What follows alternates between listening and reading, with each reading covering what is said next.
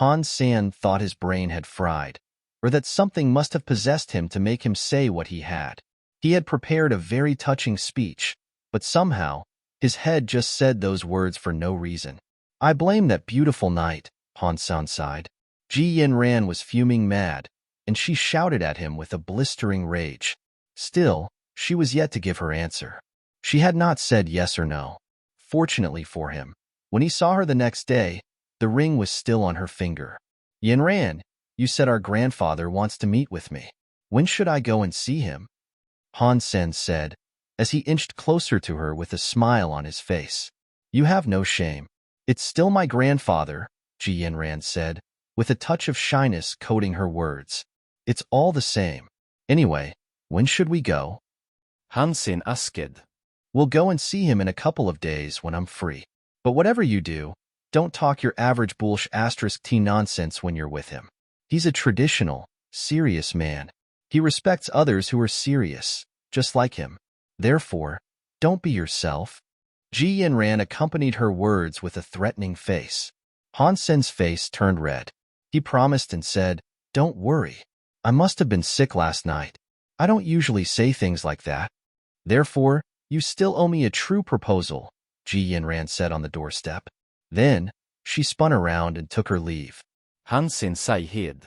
In his heart, he thought, I was sincere yesterday.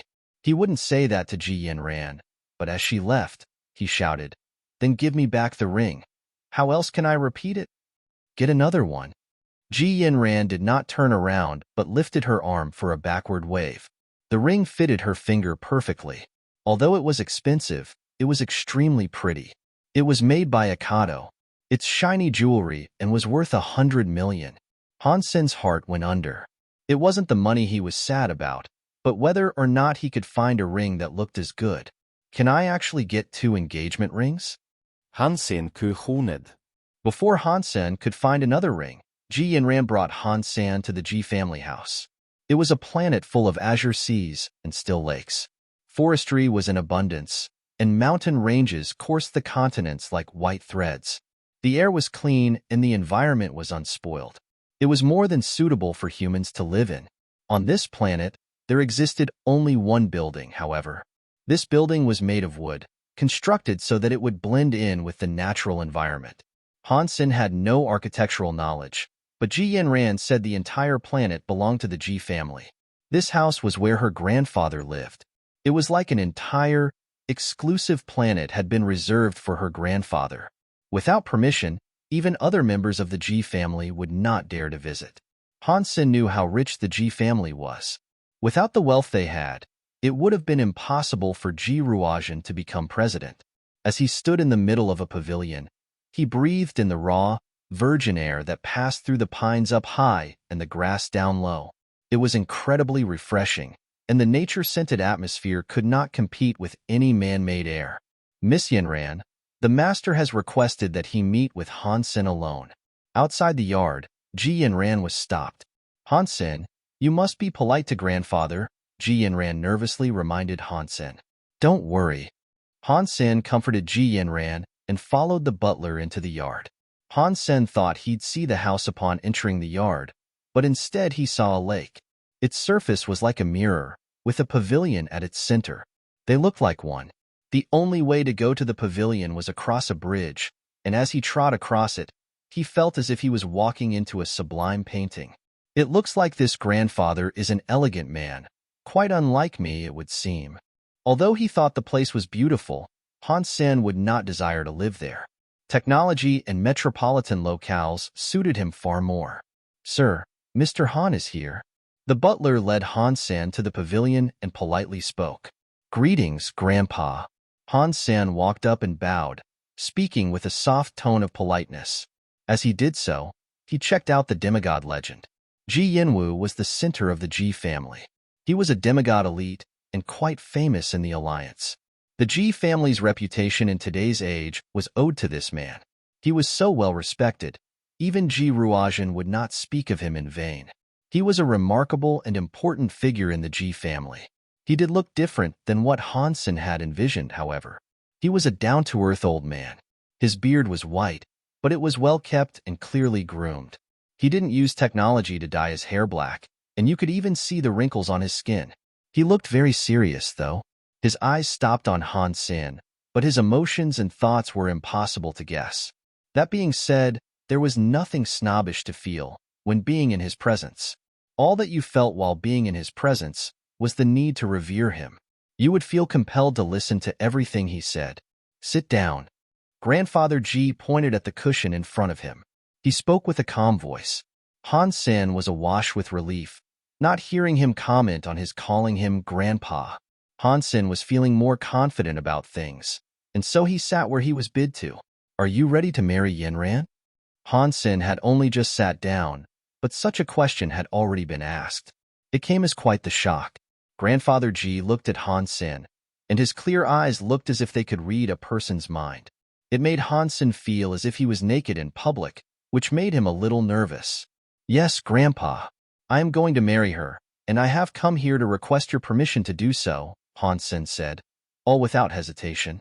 Grandfather Ji looked at Han Sen, and then put away his scanner-like gaze. Then he said shortly, that is good. You are both still in service of the army. There is no rush to get married. Pick a date and bring your mother to Ruajin, so you may discuss the event. Han Sen thought he'd have to say and do a lot more than that, but already, the talk had come to an end. He hardly spoke at all, and already, Grandfather Ji had bid that he return and make the appropriate preparations at once. He felt as if he had wasted his time earlier, thinking of all the ways he might approach and explain stuff to the man. After Han Sen was led out by the butler, a man and woman approached from behind. It was Ji Ruajin and his wife. Father, what do you think about this kid? Ji Ruajin asked. Although Ji Yanran was their daughter, they would still listen to the opinion of Grandfather Ji. He is powerful. He is composed. In time, he can indeed become something, Grandfather Ji said. Mrs. Ji sighed and said, it is a shame he does not hail from a bigger family. Although Han Sen could get everything he wanted in the second god's sanctuary, amidst the rich families in the alliance, his influence was limited. He was just a young, smart guy, one without prior wealth. It is fine to be without a remarkable background. He will be given one, following his joining of our family, Grandfather Ji said. Han Sen never expected things to turn out so well. It was quite the surprise. When he returned, he contacted his mother. He hoped that she could rendezvous for a meet and greet with the Ji family. Luo Sulan did not object, and so Han Sen quickly brought her to meet the Ji family. Han Sen thought it would just be a discussion about an engagement, and all it would require was the simple forming of an acquaintance between the parents of the engaged couple. When he actually arrived with his mother, he was surprised to see it wasn't only Mr. and Mrs. Ji there to greet them, but Ji Yanran's aunts and uncles as well. Mrs. Han, our Ji family have many rules. I hope you do not take offense at them, Mrs. Ji explained politely, but her tone was stuffy and oozed arrogance. I know. Security is a high concern when dealing with the marriage of a daughter. I have a daughter, too. I understand how you feel, Luo Sulan smiled and said. Please take a seat, Mrs. Han. Ji Ruajin looked at Luo Sulan with sudden surprise. The Han's family background was something they knew all about. But Luo Sulan's temperament and mannerisms were different than what they expected from a housewife. As they discussed the details of the engagement, Luo Sulan seemed quite understanding and appeared very polite towards the Ji family. Her manners were excellent. Han Sen didn't think it was anything surprising. From what he could recall, Luo Sulan had always been an elegant woman. When Han Sen was a kid, his mother was like a fairy to him. She always protected him. But after his father's accident, his mother's life was forced to change. Seeing his mom like this took Han Sen back to his childhood for a bit. In this event, however, Han Sen was a youngster. He had no place to interrupt and speak. Quietly, all he did was stand behind his mother and watch the conversation unfold. Ji Yanran was the same, standing beside her parents. She too just listened in on the conversation, without saying a word of her own volition. She would only speak when spoken to. Things were going very well, and Luo Sulan did not ask for much of anything. The Ji family all agreed she was a nice person and believed her to be a well-educated housewife. Mrs. Han, after they both get married, I would like them both to become part of the Ji family. I believe it would be easier for us to take care of them, but I would like to hear your thoughts on the matter. Mrs. G posed the question. Han Sen did not have a notable background, but if Grandfather G thought he had a promising future, they thought it best nurtured within the G family. Through their influence, he could gain far more, and his change of family name would reflect better on Yinran. Mrs. G also wanted to see her daughter whenever she could. Therefore, this matter was a serious issue of discussion for her. This was a desire of Grandfather G too. The G family would allow the marriage, but only on the condition that Han's son joined their family. I am sorry, Mrs. G. I only have one son, and I was hoping he could be by my side when I grow old, Luo Sulan responded. Coldly, she continued to say, he is still a man of Han. A man should make his own family, don't you agree? Mrs. G's face changed at those words. One of Ji Yinran's aunts chimed in to say, Mrs. Han, please reconsider your position on this. You are indeed correct in saying a man should create his own family, but one man's power is limited. If, in the future, he became Ruajan's son-in-law, that would make him the son-in-law of the president. If he did something inappropriate, it would shame our family. Yes, Mrs. Han. What year is this? Our G family is willing to help Han Sen, for with our power, he can become someone grand. He will make you prouder than you can imagine. Another middle-aged woman joined in to speak. Mrs. G then rejoined the talk, saying, Mrs. Han, if Han Sen marries our daughter, he will be half my son. The G family will help him forge a legacy of his own and commit to fine, broad deeds. Isn't that what you desire? I don't have many expectations. I only want him to be with me. Carrying on the Han family legacy is more than enough for me, Luo Sulan replied to the criticizers. Mrs. Han, this is not right. How can you not share concern for your son's future? Do you know what he will receive when he joins us? What he will achieve, and where he will go? Aren't you selfish for not allowing him to join our family? Mrs. G's tone was infected with undertones of anger now. Han Sen could not hold his tongue any longer. He could take all the pressure, if he was the one under the microscope, but he couldn't stand for his mother to be bullied anymore. Just as Han Sen was about to move, Luo Sulan's left hand stopped him. Although Luo Sulan did not turn to look, she held on to him really hard and prevented him from doing that which he wanted to. Ji Yinran quickly tugged at her mom's sleeves, as well. She wanted her to stop pushing with her dialogue. But Mrs. G was in no mood to stop her criticism, and she proceeded to say, Mrs. Han, the G family is large and rich. My husband, Ji Ruajan, is the president of the alliance. Do you really think I will allow my daughter to sink through the mud to be with you? When you get married, the woman tends to follow her husband. Yinran is a fine child, and I'm sure she will be just fine, Luo Sulan calmly responded. Just as Mrs. G was getting mad, prepared to say something else, a voice of someone annoyed came from further back, behind a screen. A housewife's opinion is one that allows their man to do everything. You are destroying his future. The voice was calm, but it was one that was drenched in intimidation. After the man spoke, everyone on the G's side quieted down. What can the G family provide him? Luo Sulan, as composed as ever, looked to the screen and spoke. A reputation within the alliance. One that will earn him the world. These words were spoken by Grandfather G. They were commanding words, and they were spoken with power. If that is the future, then I'd rather he stayed at home raising babies, Luo Sulan coldly scoffed in rebuttal. She was not spooked by the man that was now addressing her. The G family's face looked strange, as what she said seemed so lame. You woman, you really don't know your place. I am being nice to your son, and you suggest he raise babies. What is it that you think men should do? Grandfather G was furious. He stepped beyond the screen to see the woman that defied him, wanting to destroy her son's future. The people of the G family were shocked, witnessing Grandfather G reveal himself. He looked mad, and not a single other person was willing to speak while he did so or try and usher calmness into him. Grandpa! All apart from Ji Yinran, that was. She ran forward and tried to stop her grandfather's advance. Grandfather G coldly said, Do not worry. I am not planning to do anything. I just want to see who this disrespectful woman is. As he talked, he walked in the direction of Luo Sulan. He took a look as he went, and his face entirely changed when he saw her. He then quickly ran directly in front of her, which shocked the Ji family audience. They believed his wrath had been incited so much, he was running forward to do something. But this was not so. Grandfather Ji looked nervous, and he reached out his hand to her. He wanted to grab her, but he pulled back as his body shivered. Lady Lan. You are Lady Lan? Do you not remember the Ji's third brother? Grandfather Ji's vocal cords were trembling. His knees went soft, and he knelt in front of her with tears rolling down his cheeks. Everyone was still. The entire living room was silent and dead. You could hear a pin drop. The Ji family was very noble and very religious. Grandfather Ji possessed the highest authority and governance. No one could quite believe they were watching this revered figure kneel in tears before Han Sen's mother. And despite her defiance, he called her Lady. Even Han Sen was petrified.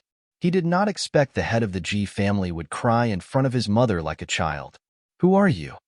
Luo Sulan looked a little worried, with the man in front of her. She reached out her hand and tried to raise him up.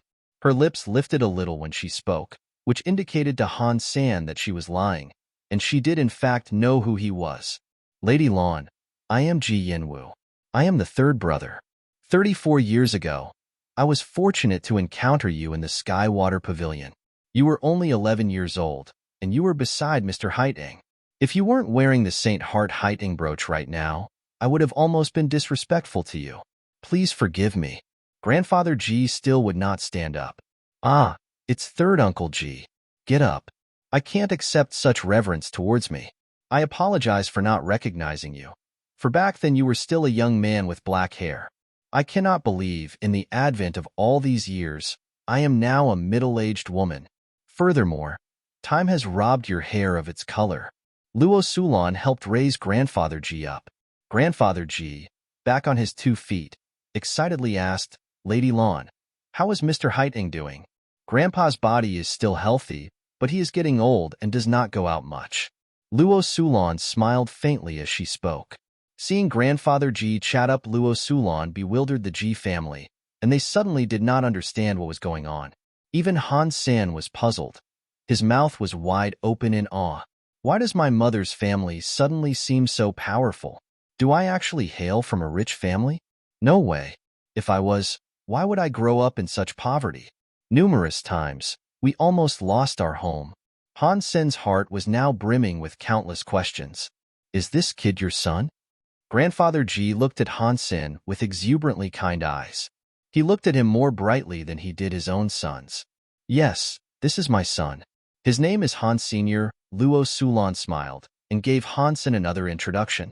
It is no wonder he is your son. He is such a smart kid, and he has achieved so much at his relatively young age. His future is bound to be one of greatness, and it is of magnificent fortune that Ji Yinran is to marry him. Grandfather Ji complimented Han Sen, as if he was the smartest person in the universe. Father, who is this? Ji Ruojian could no longer stay silent. He wanted to get a better understanding of the family his daughter was marrying into. It wasn't just Ji Ruojian who wanted an explanation. It was everyone who was present.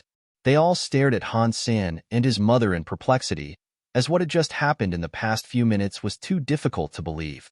Now, they really wanted to know who Han Sen's mother was to make Grandfather Ji behave like that.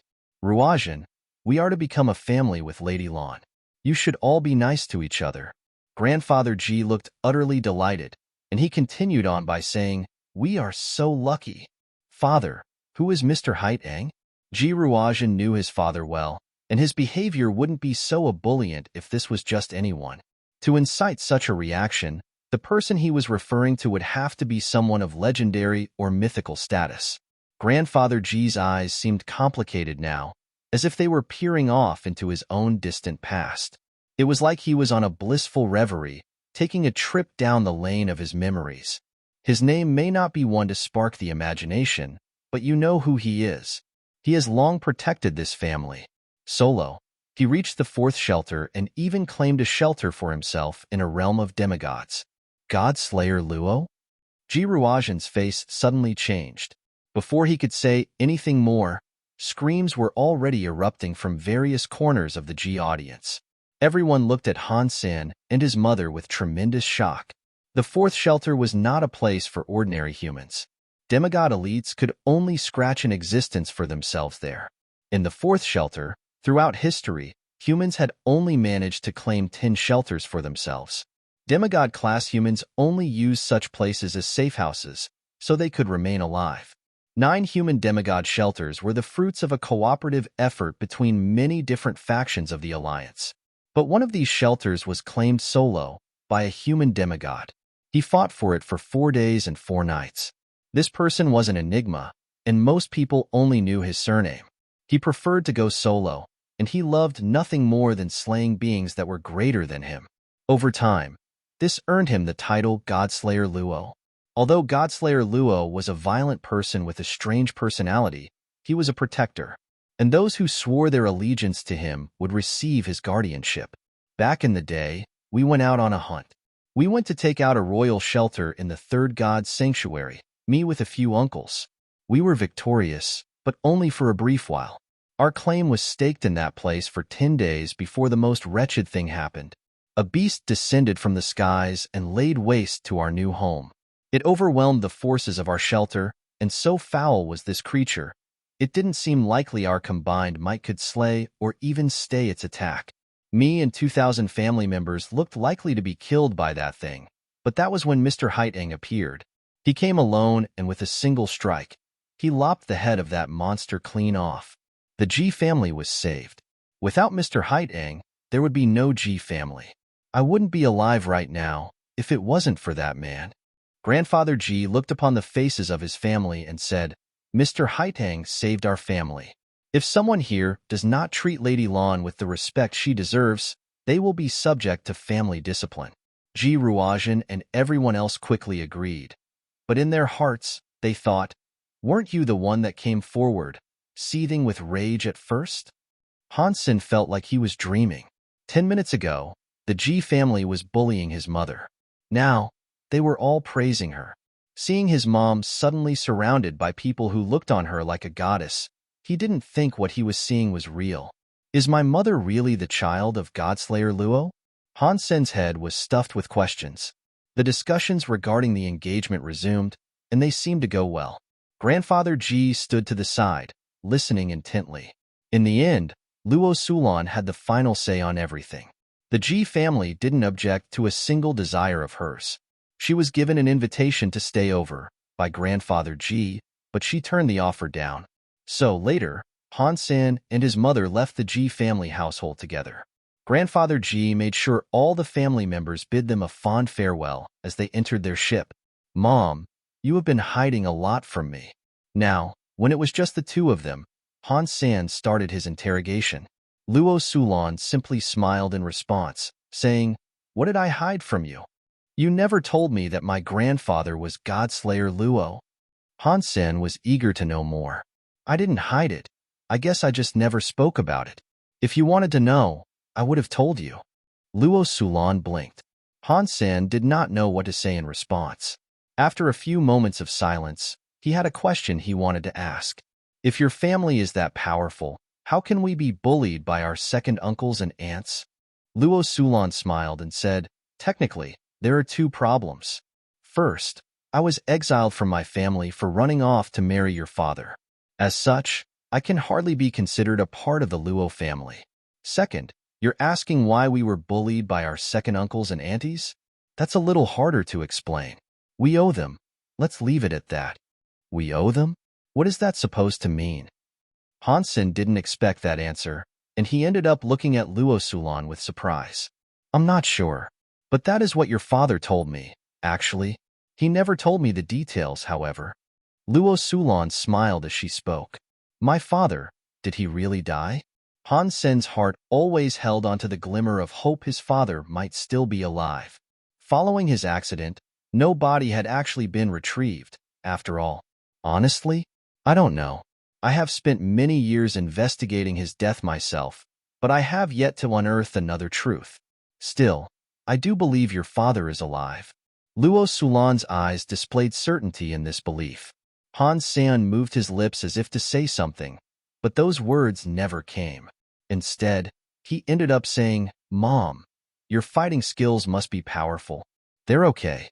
Your grandfather taught me fairly well, Luo Sulan smiled and said, "Then why don't you teach me what grandfather taught you?" Han Sen asked Luo Sulan with vibrant eyes that possessed a hint of disappointment. He hadn't been offered such teachings before. Luo Sulan smiled at Han Sen and suggestively asked, "Are you sure I did not teach you?" "Of course. I think I would know if you had taught me something," Han Sen said. Luo Sulan reached out her hand to grab Han Sen by the ear and said, "My stupid son, I cannot believe you have no clue about what I taught you. Do you think your decision-making abilities, fighting abilities, learning abilities, timing abilities, predictive abilities, thinking abilities, your worldview, your attitude to do things, the principles of being a human, and your reactive abilities were self-taught or natural attributes which you were born possessing?" Han Sen was shocked, having always believed himself to be supremely talented through self-education. Now he understood that ever since he was small, the reason his mother left him to his own devices often was so he could become more independent. Even when it came to playing games, she had trained his abilities on the sly. Han Sen then remembered the game of Red Hands, which he frequently played with his mother. They played it more than anything together, and only now did he realize that this was what had enabled him to have such good timing and reactions, and also allowed him to read other people so well. There were a lot of other similar things, and he was now flabbergasted to realize that throughout his childhood, his mother had taught and guided him seamlessly, without making the training an apparent chore. Luo Sulan had a great influence in his youth and had a bigger hand in shaping his personality than he had previously given her credit for. But still, these powers she had taught were fairly ordinary. There was nothing special or exclusive about what she had taught him, yet it was his excellence in these departments that allowed him to later stand out amongst others. "But you never taught me the Luo family's hyper-geno art." Saying this, Han Sen sounded upset again. "In this world, what makes you strong? You. If you are powerful enough, it does not matter which hyper-geno art you learn. If you're strong, you're strong. If I instead opted to teach you the most powerful qigong there is, it wouldn't have mattered. With low base traits, you'd be a noob no matter what. Who you are as a person is what defines your ultimate power, and you have done just fine without that hyper-geno art. I taught you the necessities for becoming a powerful figure in this crazy world, and from what I can tell, it paid off. That was the task I gave myself, and teaching that hyper-geno art was not in my interest." Luo Sulan stopped talking for a brief moment. She sighed, then continued to say, "And I left the Luo family, anyway. I have no association with them, if you disregard my name. The last thing I wanted was you getting involved with them, needlessly." Han Sen noticed Luo Sulan had no desire to talk about the Luo family she had left behind, so he didn't push the subject further. Instead, he asked, "Are these really the relics from my great-grandfather?" Luo Sulan nodded and said, "Yes. Your father gave them to me." "So, great-grandfather really is Instructor Han?" Han Sen went silent after asking the question and simply stared at his mother. Luo Sulan had a wry smile and responded by saying, "I would like to know this, too. I thought your father was just an average, funny guy. He doesn't quite seem so average anymore, does he?" Han Sen found it difficult to believe that she knew so little about his father. If she did know more than she was letting on, he suspected there was something she thought best not to mention. But Han Sen knew he wasn't going to get any answers, so he didn't ask anything else about him. "Mom, do you know what Super Geno points are?" Right now, they were back home. And feeling like a door-to-door, sleazy salesman, Han Sen popped the sneaky question.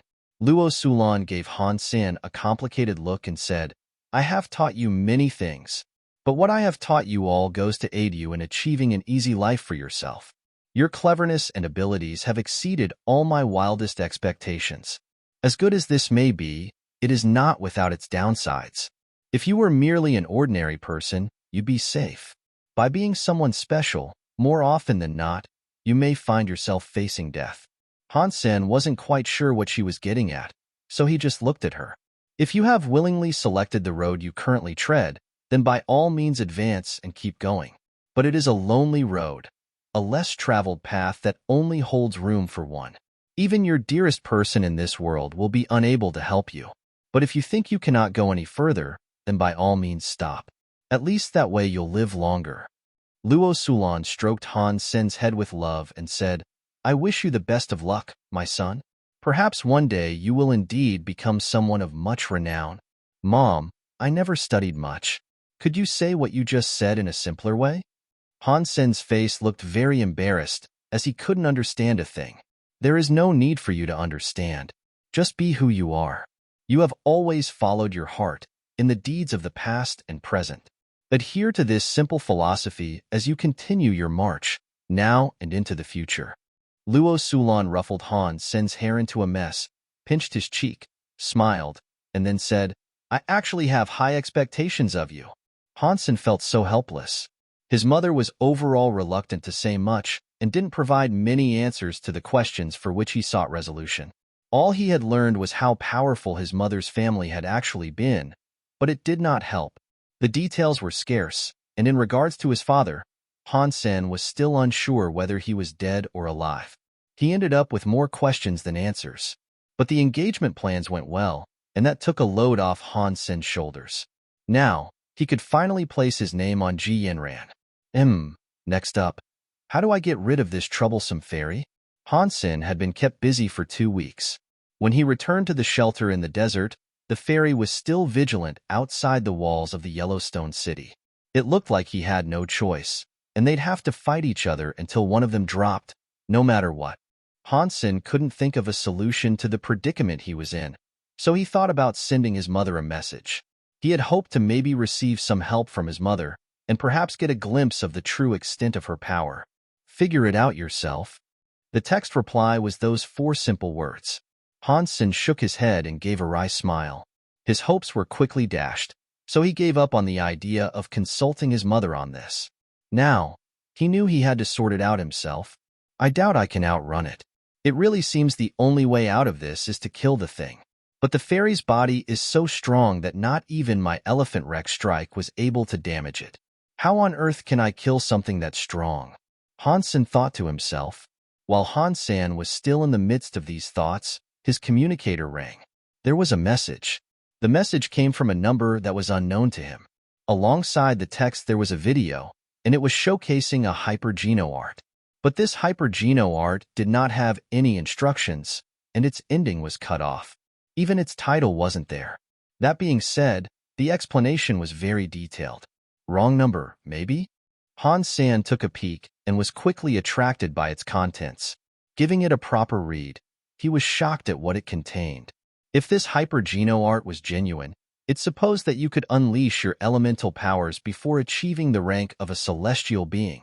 Such a power would unleash massive damage.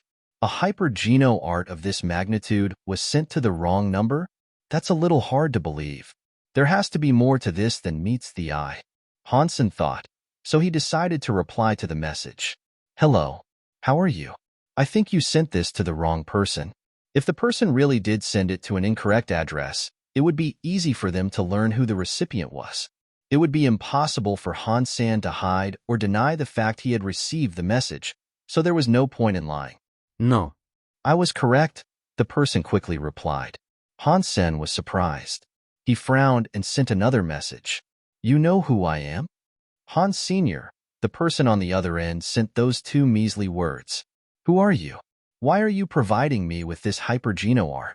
Han Sen was intrigued, and so he responded with haste. You deserve it. If there is anything you do not understand during its training, feel free to message me.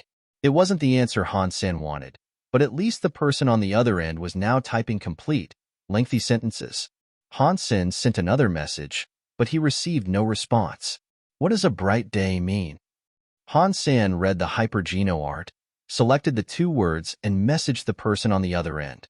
To this, the person on the other end instantly replied and explained its meaning. Who are you? Han Sen asked again, but like before, this question went unanswered. It was fairly obvious by now that this person was only willing to talk about the hyper-geno art. Anything else was met with silence. But Han Sen himself now went quiet. The hyper-geno art appeared strange, and it was delivered by a person who seemed quite fishy. Anyone would have exercised caution if they were in Han Sen's boots right then. Han Sen looked over the hyper-geno art quite a few times and came to understand that it was indeed quite a powerful skill. The details were very well explained. so it didn't seem possible for it to be a knockoff. Han Sen believed it to be the real deal. If he successfully learnt this hyper-geno art, it might be what was needed for the little angel to wipe out the little fairy. The only problem was the way in which it had been delivered. It came into his possession quite strangely, and Han Sen wasn't sure why anyone would be willing to send him such a special hyper-geno art willy-nilly. Han Sen wondered what the person sought to achieve by giving it to him. At this time, on another planet, a middle-aged man had a cruel expression on his face. He sat inside a pavilion, drinking tea. All the while, he watched fish swim about in a pond. In the center of the pavilion was a stone table, and sitting near it was a beautiful woman. She was engaged with a laptop. She put it down and said with a smile, "Do you think that guy will go ahead and learn it?" "He has to." The man did not move his head or avert his gaze from the fish. "What if he doesn't?"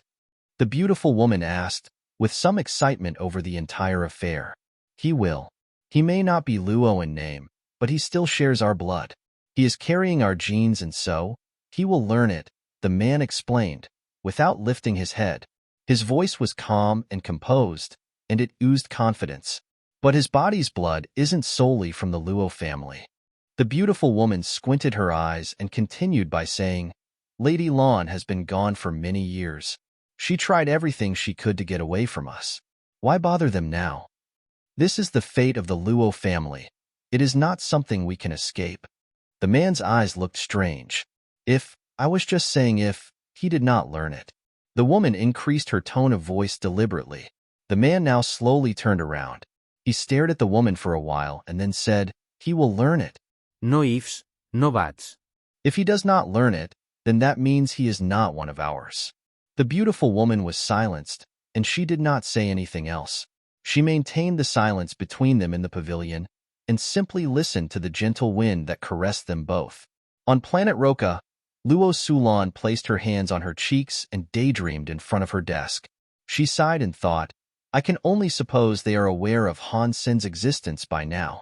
The falsified Sky Sutra is in Han Sen's hands by now, most probably. Can he resist the temptation of its learning? It is difficult to say." Inside the base headquarters, Han Sen turned his communicator off and stopped reading the hyper-geno art. The falsified Sky Sutra was not enough to draw Han Sen in yet, as Dongshin Sutra was not inferior to it.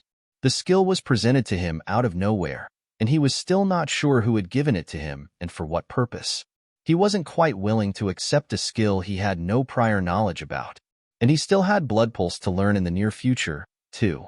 That wasn't any worse than the falsified Sky Sutra, either.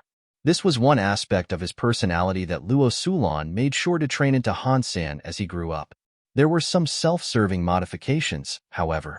Luo Sulan formulated a base for Han Sen's personality, and it was only after he had been living in the shelter that it started to complete. It even had his own style. Even Luo Sulan thought Han Sen could not resist the temptation of learning the skill. But what neither she nor the mysterious figures knew was that Han Sen had the Dongshin Sutra. He was far more powerful than they both believed him to be, and as such, the falsified Sky Sutra meant little to him. Han Sen logged into the Skynet and entered the St. Hall community. He purchased the skill, Sonic Thunder Punch. He had finally come up with a way to kill the fairy. The last time Han Sen saw Sonic Thunder Punch, he fancied buying it. But back then, he was browsing for skills to be used by his other self, Coin. Therefore, he ended up buying Elephant Disc Punch. This time, Han Sen was free to buy Sonic Thunder Punch as himself from the St. Hall. Having done so, he was keen to start into its practice. Han Sen read Sonic Thunder Punch's instructions and realized that it primarily dealt damage using thunder elemental power. In the instructions, however, it was noted that you could increase its potential by fusing the thunder with the sonic element. Most people could only manage to possess and wield one elemental power. The most talented evolvers had been known to possess two different elements, but Han Sen had never seen the combination of thunder and sonic used before.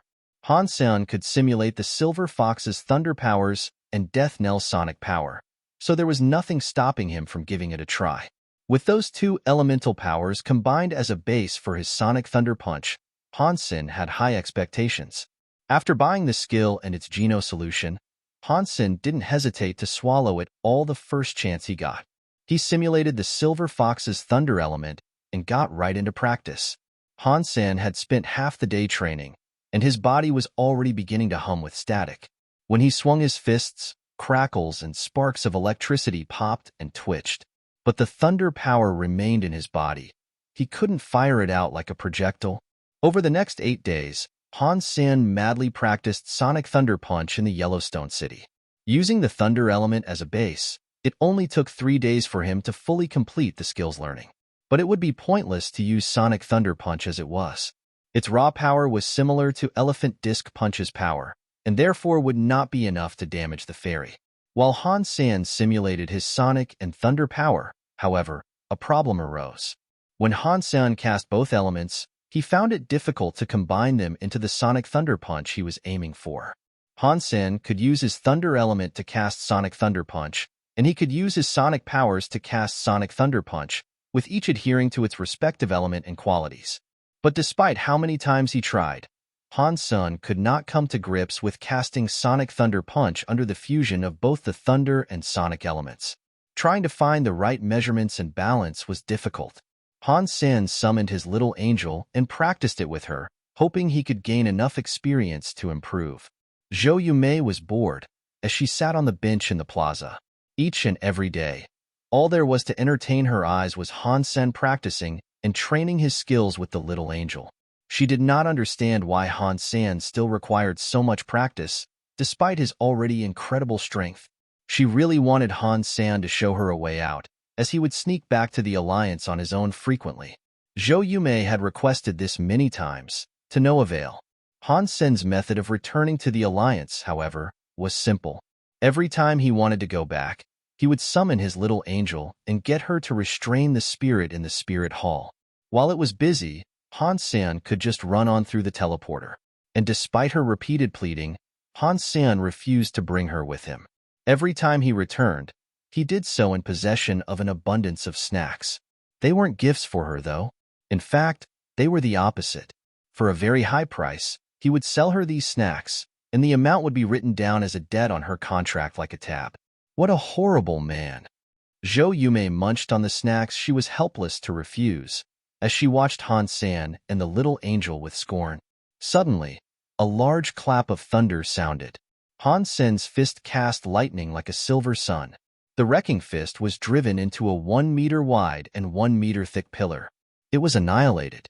An aftershock followed the terrifying punch, which rattled Zhou Yumei into dropping her snacks all over the floor. Her ears rang, and her energy felt disturbed. She fell on the floor, spitting out blood. It took a while for her to stand back up, and she could only do so when her energy started returning to normal and the sound had dissipated. She looked at Han Sen, who was staring at his own fist in surprise. Sonic Thunder Punch? Eh? It looks like I've finally gotten the hang of it. The combination of Sonic and Thunder really is quite fierce. Increased damage aside, it seems I can even disturb the energy flow of my opponents. This punch is almost as powerful as Elephant Rex Strike. Han Sen was overjoyed. After his constant practice, he had finally completed his training of Sonic Thunder Punch. There was one negative, however. The punch drained all his power. It cost even more than Elephant Rex Strike.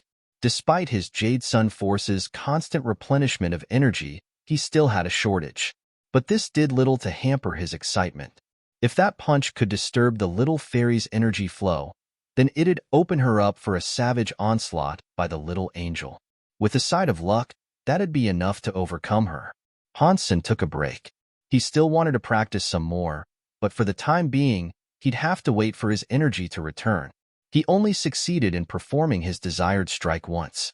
It was too dicey to go out there now, expecting his next try to be a success, too. He had to ensure, no matter how much time it took, that he had perfected the casting of Sonic Thunder Punch. Zhou Yumei sat atop a stone tower, watching Han Sen practice from a distance.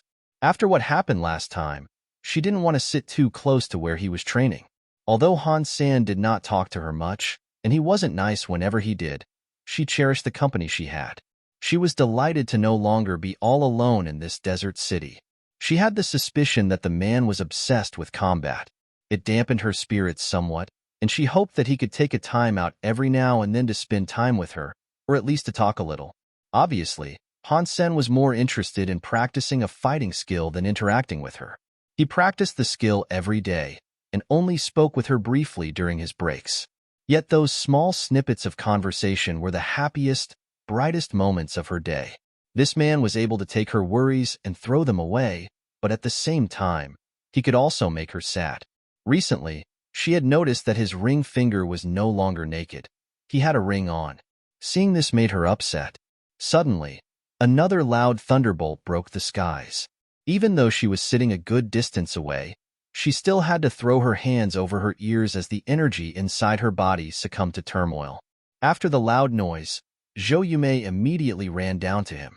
She knew every time Han Sen cast that punch, he'd be in need of a lengthy break. Hey, so what sort of skill are you learning? It looks kinda lame, doesn't it? What does it do? Give people a jump scare? How about you let me teach you some real skills? Zhou Yumei ran straight to Han Sen and spoke in a prideful tone. Han Sen smiled at her but did not say anything. The woman was already in her 20s, but her personality hadn't quite caught up yet. She was a bit childish, he thought. Seeing Zhou Yumei like that, Han Sen had a flashback to his days as a child. He remembered when he once bullied a girl, all because he fancied her. I'm good, thank you. I'm afraid I don't have the time to practice your real skills, Han Sen coldly said. He could cast Sonic Thunder Punch perfectly by now, and once his energy had recovered this time, he would be off. He was going to attempt his next fight against the fairy. In the middle of the Black Desert, Han Sen and the little angel walked. They were a good distance away from the shelter, since Han Sen wanted to use a beast soul associated with coin. As such, he didn't want Zhou Yumei to see. Han Sen ran across the desert sands, all the while observing the regions he paced through. The fairy popped out of the black sands, and with a maddened stare towards Han Sen, let out a fierce gust of icy air. Han Sen ignored her sudden appearance and continued his run. The little angel swiftly came to Han Sen's back and cut off the fairy's advance. The little angel garnered the fairy's attention well enough for it to go after her, and in this way, the fairy was led countless miles until the Yellowstone city was out of sight. Han Sen summoned all manner of beast souls and armored up in preparation for a fight against the fairy. Under the protection provided by the Ant King's armor and the Devil Unicorn's elemental shroud, at least Han Sen couldn't be one-shot by his fluttering nemesis. He also had Jade Skin prepared, revved up and ready to withstand any ice powers that broke through his defenses. For the actual fight, however, Little Angel would be Han Sen's greatest weapon. Han Sen's combat contributions would be secondary, as his attacks did little to the fairy individually, but he at least hoped that together they would be greater than the sum of their parts. He didn't want to use the Sonic Thunder Punch yet, but he was able to incite the fairy's fury well enough without it for now. His pestering jabs gave the fairy a rabid lust for Han Sen's blood. Turning to him, the fairy unleashed its ice powers, and so Han Sen retreated for the moment. He evaded her attacks and called for the little angel to resume its kiting. After doing this a few times, the harassment of Han Sen's petty strikes and subsequent evasions got on the fairy's nerves. More than ever, it desired nothing more than to hack Han Sen into pieces. The fairy took advantage of her next opportunity to dodge the little angel's attack and buzzed right past her. Like a wild, icy shadow, she quickly gained on Han Sen. But this did not come as a surprise to him. Rather, this pleased Han Senator. His eyes flashed as he cast his Dongxian Sutra. Half of his body gleamed like silver lightning, while the other half chimed ominously like an ancient bell. The moment the fairy appeared in front of Han Sen, his fist blurred towards her. The silver lightning and the bell sounds came as one. His fist was like a silver sun, shooting towards the fairy. Young. The fairy's face convulsed into an expression of hatred, and in response she threw her own fist to greet the incoming star. As they collided, streaks of silver lightning and cones of exhausted frosty air consumed the environment with the noise of a deafening explosion. The silver lightning could not hurt the fairy, but the bells sound through the fairy for a loop. She began twirling around at the mercy of a violent seizure, seemingly dazed out of her ordinary consciousness. The force that was birthed by the collision of fists sent Han Sen careening across the desert dunes, a 100-meter skid mark unfurling behind him. Blood flew out of his heaving mouth. The little angel dashed forward to slice the fairy while its energy was disturbed. Her hefty blow finally drew blood, forming a nasty gash. Pang! The fairy was launched into the black sand like a bullet, and it let out a screech of agony. "Finish her," Han Sen commanded the little angel, as he quickly made his own exhausted retreat. After his strike, his body was weak. It would take him a long time to recover and become battle-ready again. If the little fairy found its wings and resumed its chase, he feared he'd be killed in no time at all. But there was no need for the verbal command, because the little angel was already raising her greatsword once more. She drove it down into the sandy cleft the fairy's body had created as it crashed. Like a geyser, ice burst forth from the sandy crevice. Inside the pit, the fairy was down on its knees. With excruciating effort, it lifted one hand to block the greatsword. The little angel's eyes flashed, and she brought the greatsword down once more. The fairy was drained of her prior power, and now the sword managed to pierce through her hand and draw blood. The fairy's body collapsed into the sand, the blood from the wound on its back oozing out at a dangerous speed. She was not done for yet, however. She let out another screech and, as if it instilled her with renewed vigor, amplified the power of her icy fortification. She stood up straight as a frightening, frosty air froze the great sword that sought to end her. Within 2 seconds, the ice had consumed the entire blade. The little angel was afraid to get hurt, so she let go of the great sword and took a step back. The fairy used this moment to escape her sandy coffin and race towards Han Sen. Her frosty air swirled around her, and although she was heavily wounded, her demise did not matter if she could bring Han Sen down with her. Holy smokes! It was the little angel that injured you. What are you coming after me for? Han Sen's heart had been dropped into a vat of quicksand, recalling how he had actually only managed to hurt the fairy once. For the entire time she had hounded him, he had no idea what drove her desire for vengeance, or why she despised him so much. Han Sen boosted his powers a little, so he could throw his frail body out of the way and dodge her incoming attack. The fairy looked as if she was ready to keel over and succumb to her wounds. Whatever happened next, it would be her final stand. Han Sen could not risk coming into contact with any attack the fairy made now. With his body in such a weakened condition, he'd sustain grievous damage if he allowed her attacks to touch him. The fairy's final strike was stronger than anything that had come before. If it was unleashed against the little angel, she would have been able to dodge with no problem. But in Han Sen's current state, there was nothing he could do. The little angel was trying to catch up to the fairy, but it was too late. Knowing it would be impossible for him to attempt an evasion, Han Sen summoned his flaming Rex spike and held it to his chest right as the fairy's fist was coming at him. Pang! An icy tornado was summoned, and it quickly smothered the flames of the Rex spike. A brutal force was driven into his Rex spike, which in turn got pushed into Han Sen's chest. Han Sen's black smoke was doused and his armor shattered. He was sent flying. While Han Sen was in the air, his entire body and Rex spike were consumed by a wailing tornado. He became an ice cube, and when he fell back down to the ground, he was like an iceberg in the sea of sand. The little angel caught up from behind, swung her greatsword, and whacked the fairy down into the black sand. Blood now gushed from her exposed wounds. The fairy had reached the end of its tether, and it would soon die. It had no hope of competing against the little angel anymore. It was drained of strength, and its body was covered in exposed wounds that gushed blood. The little angel's eyes flashed, and she waved her white wings. But as she flew towards the fairy, a firework of frost and ice rocketed into the air and exploded. The dazzling display brought with it an abundance of snowflakes.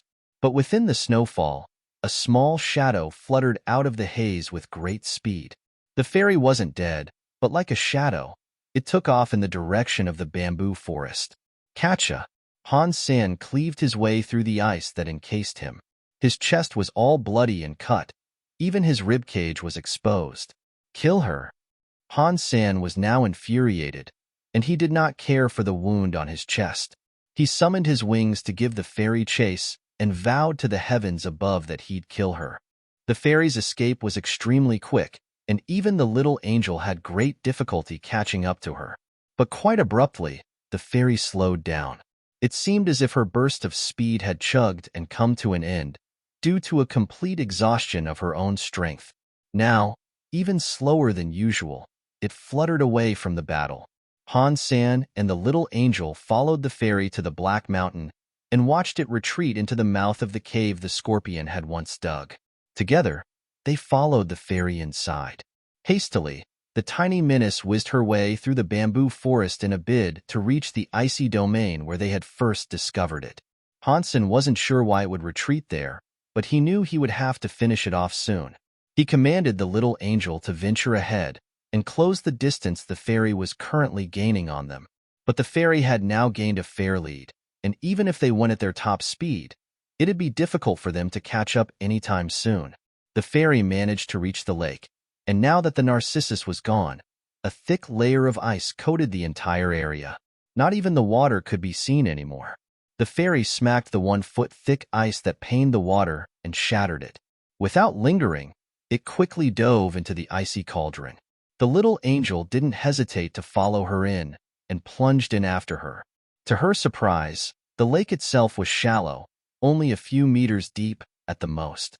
Han Sen caught up and stood by the water's edge. The lake was pure, and he could see what occurred below with startling clarity.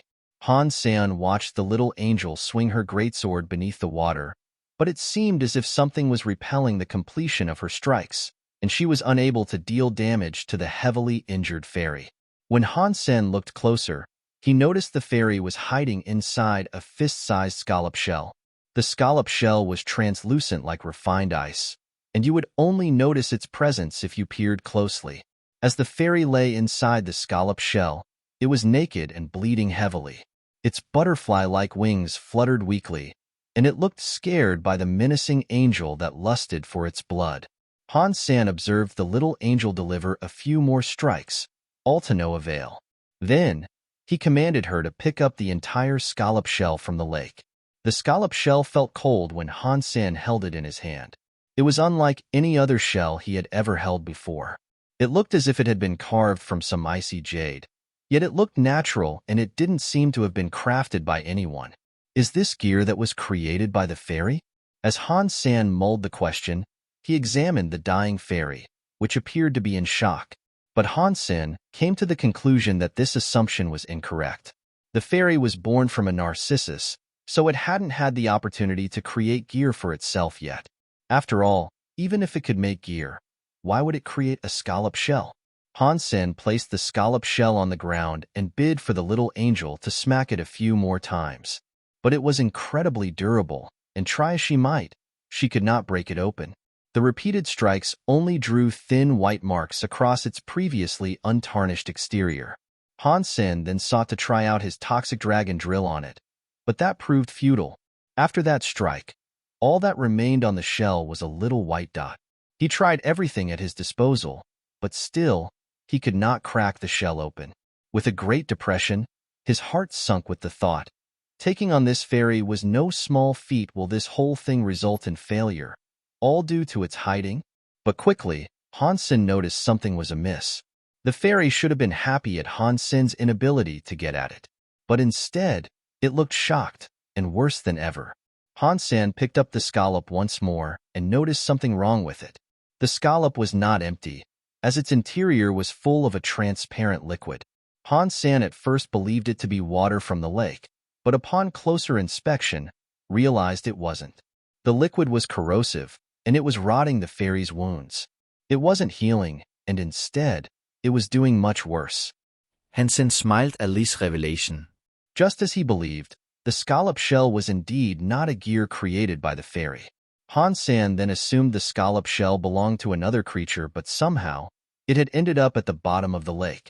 Searching for safety, the fairy tried to use it as a hiding spot. She most likely did not realize the oozy mucus inside the shell would deteriorate her wounds into an even worse state.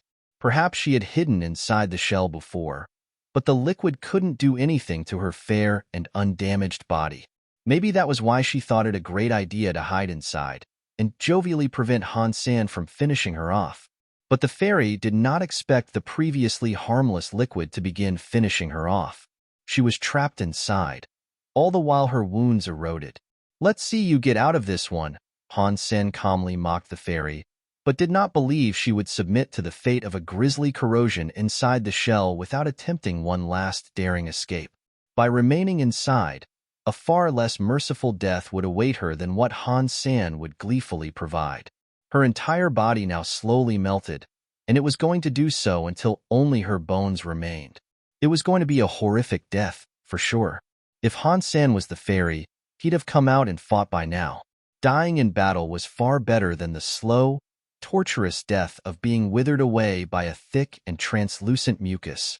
But the fairy was still stubbornly holding on, not daring an escape. Han Sen was in no rush, though. He allowed the little angel to hold onto the scallop shell for him as they departed the bamboo forest and returned to the Yellowstone city. There was no fear of the fairy daring an escape, as her death was secured no matter what she attempted.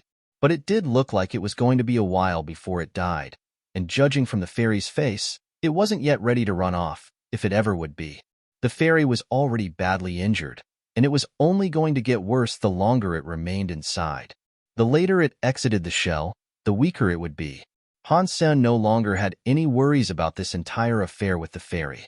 For the chance of obtaining its beast soul, Han Sen allowed the little angel to continue holding it and stay vigil for its slaying, if the fairy ever decided to leave the shell.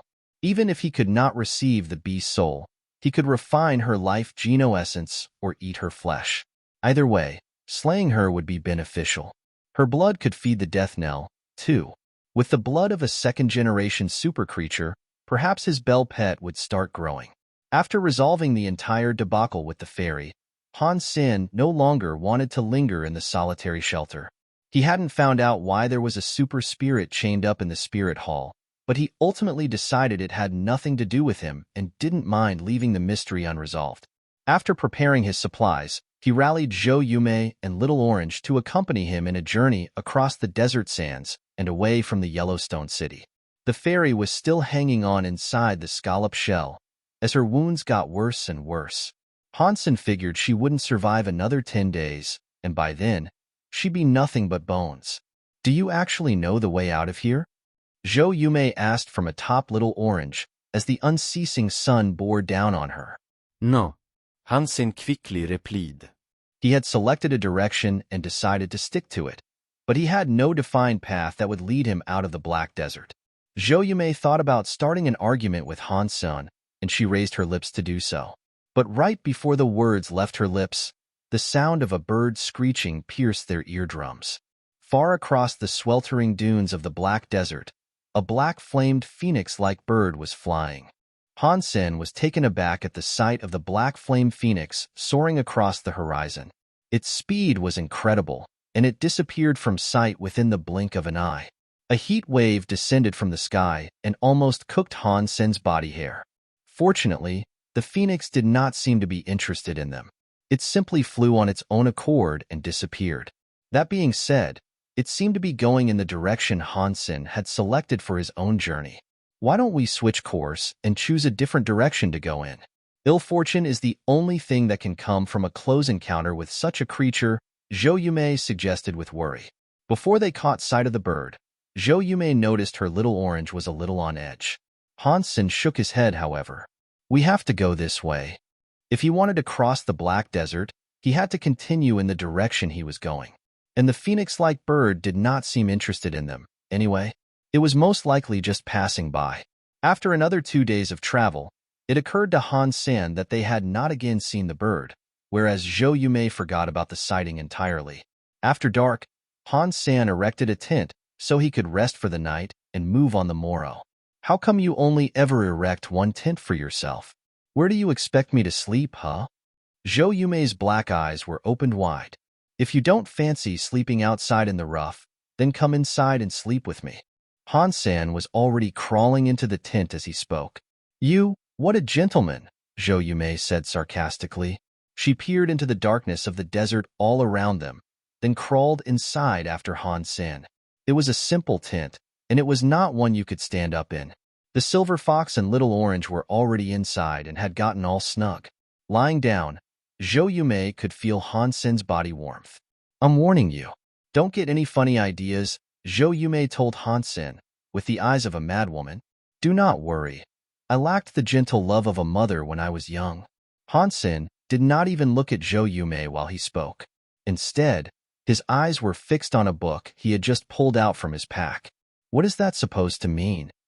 Zhou Yumei froze, unable to understand what Han Sen meant by that. Nothing. I'm just complimenting the fact that you are young and small, Han Sen casually said. You have good taste, but no matter how pretty I am, you can't. Zhou Yumei was a little shy, and she spoke while looking down.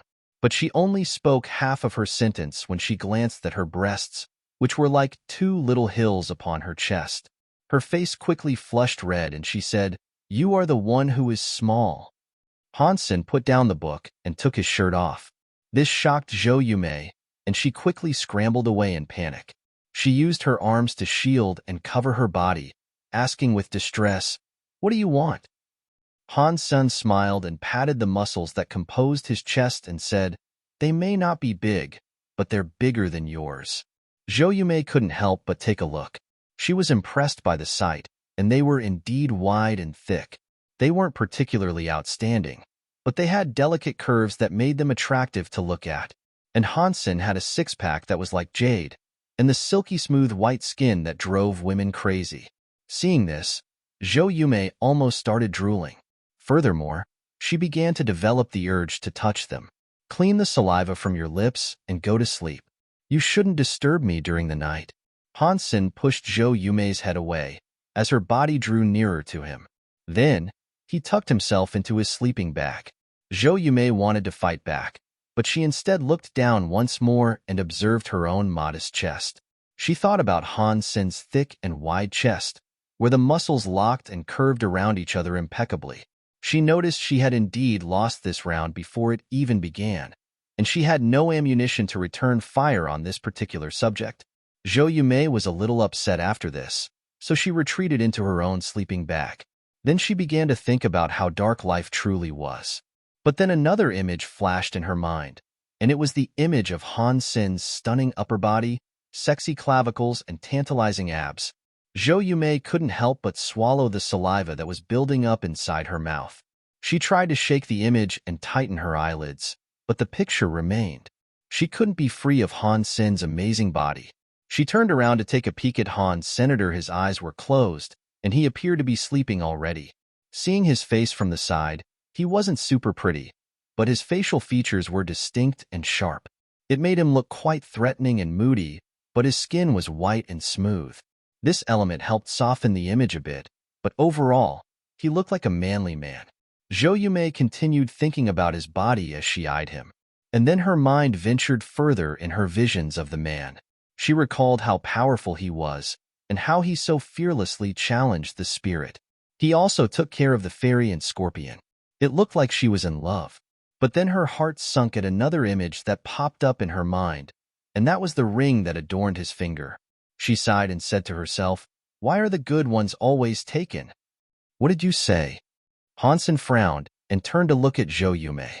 Zhou Yumei's face became red again. She had gotten so excited. She never expected she'd end up speaking her thoughts aloud. With a face that refused to unredden itself, she tried to explain by saying, Nothing. As Zhou Yumei panicked, Han Sen turned around completely.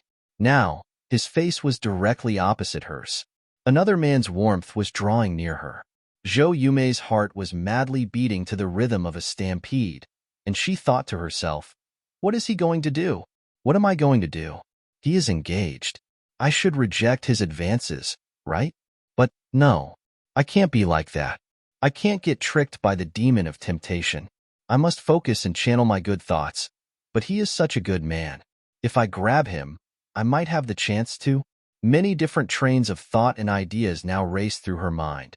Han Sen's body was still so close, and then he covered her mouth with his hand. He climbed on top of her. I can't compete. How am I supposed to resist a man like this? I am just a weak and defenseless woman. There is no way I can resist his strength.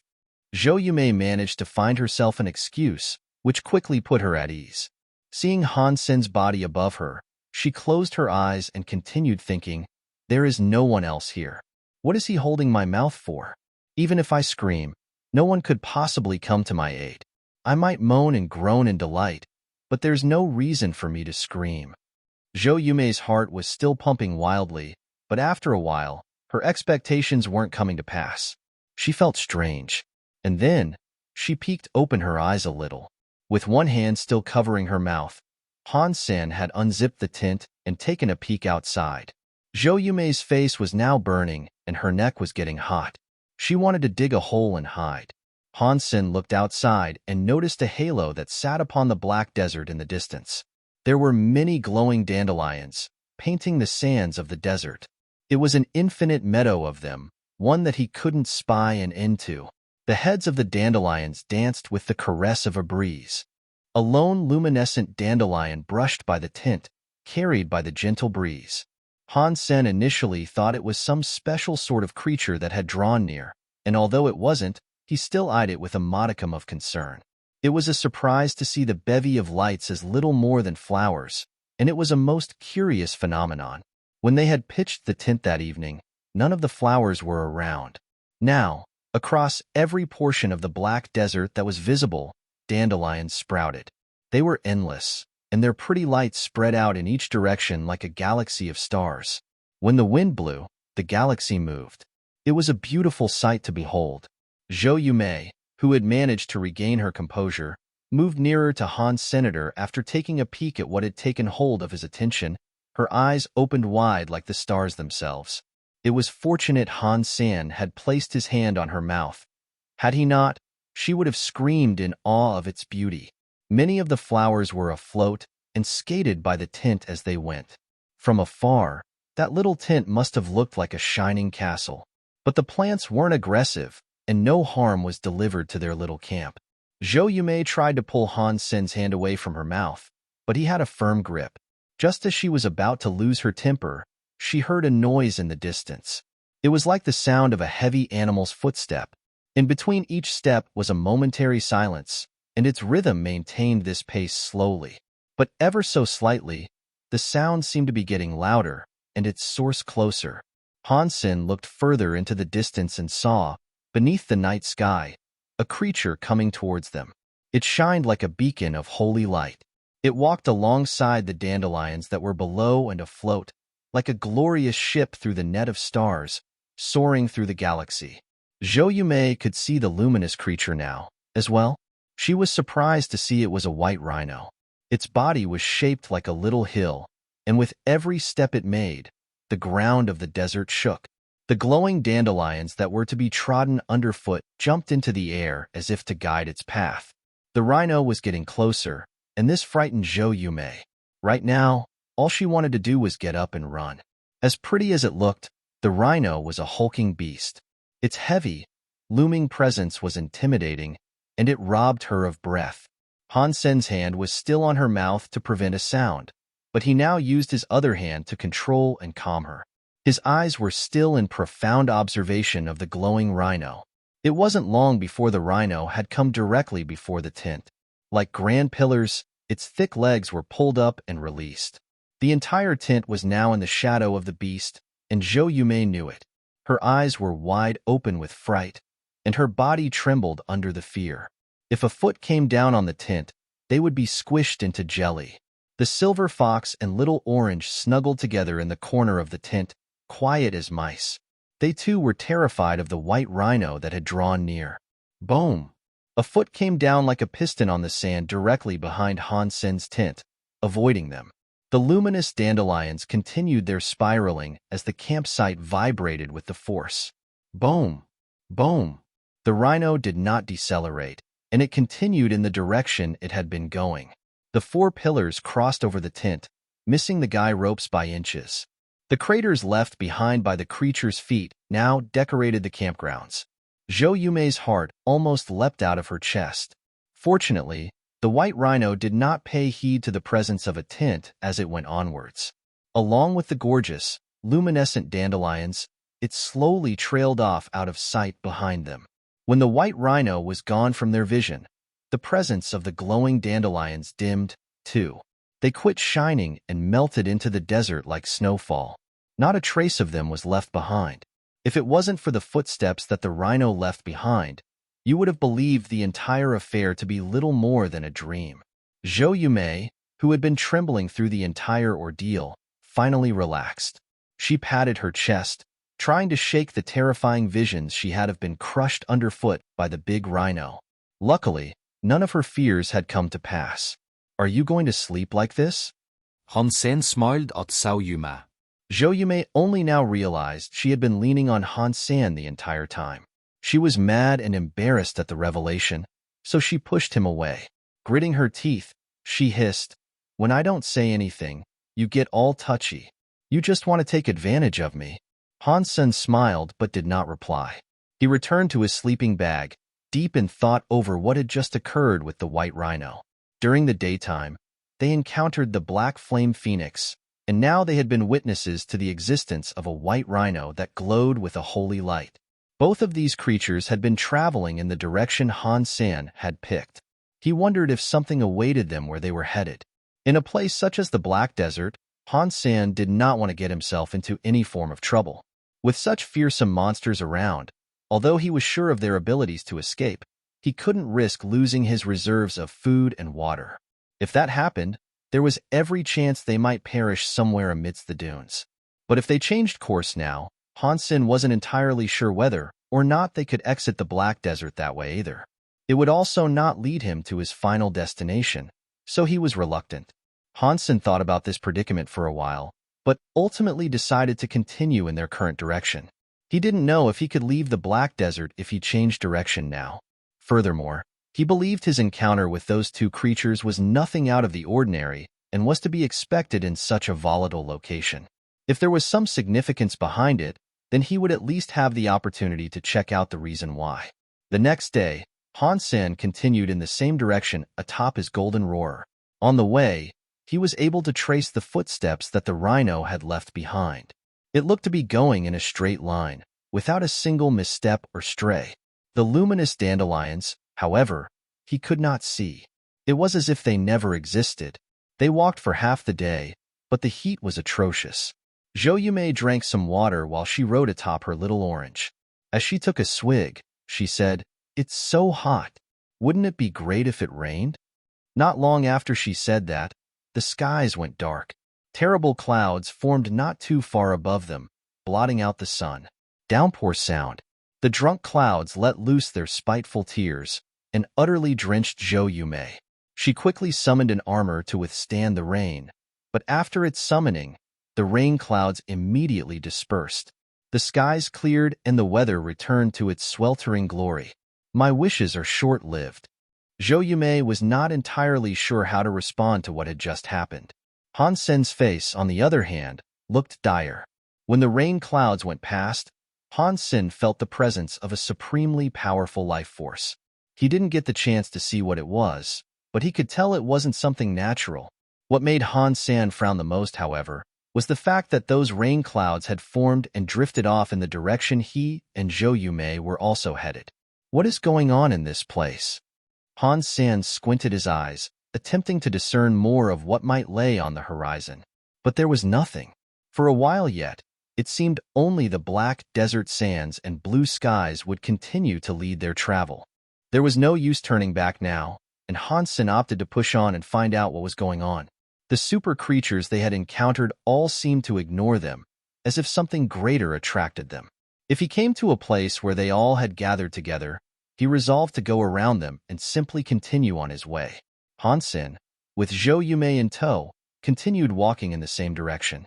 The fairy was still inside the scallop shell, refusing to come out.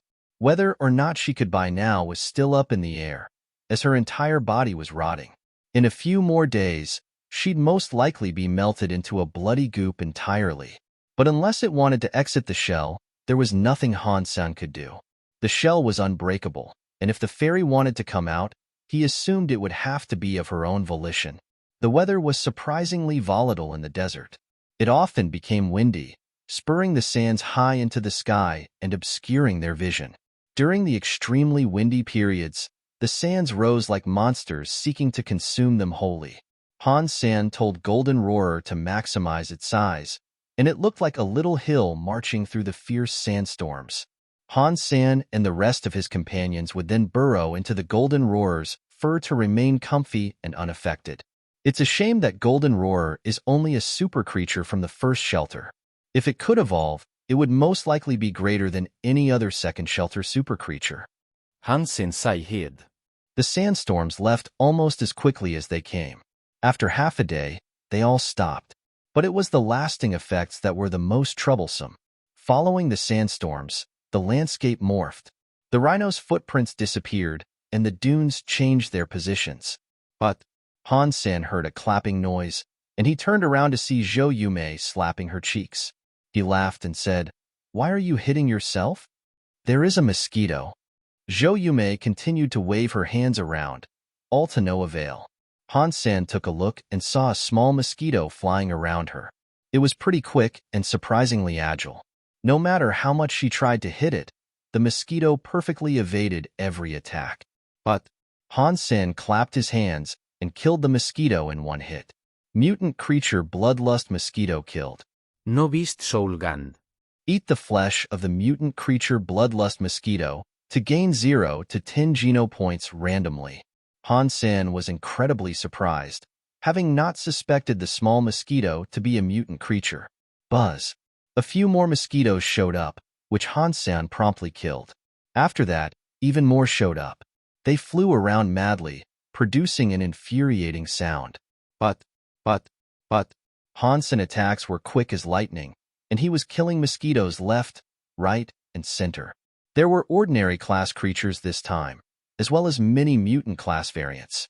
After killing all of them, Han Sen noticed Zhou Yumei looked frozen. She was staring at something ahead of them with an agape jaw. Her face was distorted into one of fright, as if she had seen something most wretched. "What's wrong with you?" Han Sen throv ned. Montag mosquito. Zhou Yumei raised her finger, pointing ahead of them. With a trembling voice, she called out what made her look so scared. "What? They're just mosquitoes. There is no need to be afraid. I can kill them all." Han Sen then turned to look in the direction she pointed towards and noticed a giant crack in the desert sands. From it, swarms of the mosquitoes emerged like a geyser. In their countless numbers, they turned to face them, and like the very sandstorms they had weathered before, they inked the skies and blotted out the sun. It was as if the clouds of mosquitoes had turned the day into night. "What are you waiting for? Run!" Han Sen shouted. He grabbed Zhou Yumei and carried her underneath his armpit while running. The bloodlust mosquitoes conquered the skies like a sandstorm, and they even struck fear into the silver fox and little orange. Together, those two scrambled to get away. If it was just a small number of mosquitoes, even at mutant class, there was nothing to be afraid of. But a countless horde such as that would be too much. Han Sen had the appropriate super armor to block the attacks, but Zhou Yumei would be killed in an instant. Furthermore, he'd feel bad wearing super armor in front of her. So, like she did, he wore Sacred Blood class armor instead. If there were large numbers of Sacred Blood class mosquitoes, he was afraid they'd be enough to kill the silver fox and little orange as well. It wasn't long before the mosquitoes caught up and descended upon them, however. The silver lightning crackled across the silver fox's fur, and he emitted a number of bolts to zap those that sought to overwhelm him. Han Sen used his flaming Rex spike to incinerate the mosquitoes around them. Little Orange's body was jumping up and down to kill many, but a fair number of the mosquitoes had already latched onto it. Without reprieve, the hungry insects drank deep of its blood. Han Sen was well and truly shocked. He didn't expect the mosquitoes to be able to drink the blood of a super creature, and that meant Little Orange and the silver fox were in as much danger as they were. Although only female mosquitoes could drink blood, their numbers were still scary enough to place them all in serious danger. But Han Sen slapped a mosquito that was drinking Little Orange's blood. Sacred Blood Bloodlust mosquito killed. No beast Soulgand. Eat the flesh of the Sacred Blood creature Bloodlust mosquito to gain 0 to 10 geno points randomly. There really are Sacred Blood class variants amongst them. Han Sen's face changed, and he commanded the little angel to clear a path for them. Then, he sped up to attempt an escape. But the mosquitoes were like a sandstorm, and more were coming to engulf them. The silver fox was doing better than all of them, however. The electricity on his body worked like a shield, and it prevented the mosquitoes from landing on him. But for the others, they were slowly being swarmed by the fiends. Numerous mosquitoes were starting to land on them, especially Zhou Yumei. Although she was plated in armor, the sections of skin that were still showing were ripe for a biting. Her blood kept on being sucked. The mosquitoes weren't deadly on their own, and even if they sucked until their bellies were full, it wasn't much blood to lose. But with this number of them bearing down, things were dire. Within seconds, Zhou Yumei's body was host to a large number of lumps. Sucking her blood was fine, but the lumps were driving her insane. They were itchy, and each of her 10 fingers went into overdrive, scratching as fiercely as she could. She was doing it so much, blood was being drawn to the surface. And as people say, the more you scratch, the itchier it gets. It wasn't long before her skin was all frayed, and yet she couldn't resist scratching. Han Sen tried his best to fight off the mosquitoes, but his efforts seemed to be in vain. There were too many of them for him to handle. Even little Orange's body had been swarmed, and many mosquitoes were helping themselves to a buffet of blood on its backside. The bodies of the super creatures were far better than Zhou Yumei's. That much was plain to see. The itch didn't seem to affect them at all, so the effects of the blood-sucking didn't seem so concerning. The silver fox continued to fire electricity, but it was clearly a drain on his energy reserves. Han Sen wasn't sure how much longer it could last. Han Sen felt really bad in his heart. He couldn't find a way to give Zhou Yumei the immediate aid and respite she needed right now. If this was to continue, Zhou Yumei seemed likely to die out here. While Han Sen contemplated his next move, he suddenly saw a white fog approaching. When the mosquitoes came into contact with it, they fell to the ground like hard rain. Han Sen was shocked. Looking towards the little angel, he saw her holding the scallop shell in her hand. It was half open, and from the inside, the fairy was active. It unleashed a gust of frosty air. The temperature around them dropped in a snap. The mosquitoes were clearly weak to the cold, and upon coming into contact with the frost, were stunned and frozen. In fear of the cold, the swarm of mosquitoes now seemed hesitant to continue their pursuit. The fairy continued to blow out frosty air, repelling the mosquitoes. And as she did so, she gave Han Sen a pitiable look. Han Sen never expected the fairy to possess such a human quality, to forgive past grievances and be willing to trade her own life for the safety of him and his companions. Han Sen took the scallop shell out of little Angel's hands. The fairy was still quite afraid, and she only opened the shell a small amount, in order to expel the frosty air. Han Sen held the scallop shell and continued walking towards the bugs. The mosquitoes kept their distance, and their aversion to the cold was plain to see. Han Sen used Dongxian Sutra to simulate the fairy's energy flow. Han Sen's body temperature dropped, and after doing so, the mosquitoes avoided him completely. He couldn't exude the frosty air as a projectile, however. If he wanted to keep Zhou Yumei alive, he'd have to continue making use of the fairy's frosty power. They continued their journey, all the while keeping the mosquitoes at bay and putting distance between themselves and the bloodthirsty insects. After reaching a spot that put them out of the mosquitoes' sight, the fairy ceased her exhalation of frosty air. She was already heavily injured, and the amount of power she had just used up had been taxing. Her condition looked more dire than ever now. The fairy clasped her hands together before her face, as if she was praying to Han Senator. The look in her eyes suggested she was begging Han Sen to let her go. But this did not align with Han Sen's own desire. It was difficult to get a second-generation super creature, and there was a life geno-essence sitting right in front of him. Perhaps even a beast soul, too. Han Sen wasn't happy with the thought of just letting such a bounty go. Look at her. She looks so pitiable. Why don't you let her go? She did just save our lives, after all. After Zhou Yumei applied some medicine to her own wounds, she began to feel better almost immediately. Her itchiness began to subside, as well. After getting another clear look at the battered, rotten fairy, she felt a great deal of sympathy for her. Hoping Han Sen would let her go, she chipped in with her 2 cents. You need to understand something here. She saved you. She did not save us. Han Sen knew that without the fairy, he would have still made it out alive.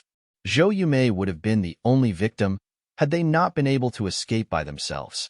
But she's begging for your mercy. Just let her go. Zhou Yumei didn't dare be mean to Han Sen, but she felt compelled to at least support the fairy after what she had done. Women are so short-sighted.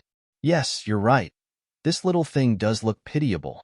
It does look nice, but that's what you see on the surface. In its heart, it may already be planning a wretched way to get back at me. Vengeance is in its nature.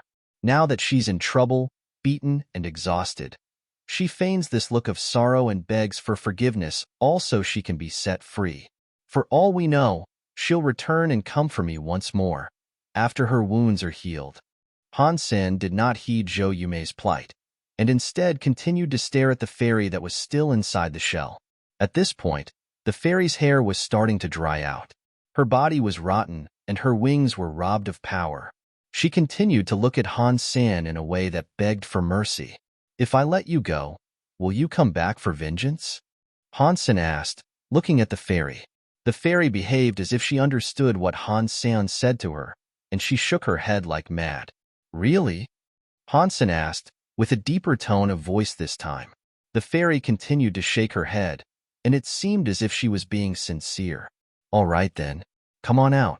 Let's forget about what happened in the past. But don't even think about doing it again. If you do, I won't forgive you, Han Sen said to the fairy.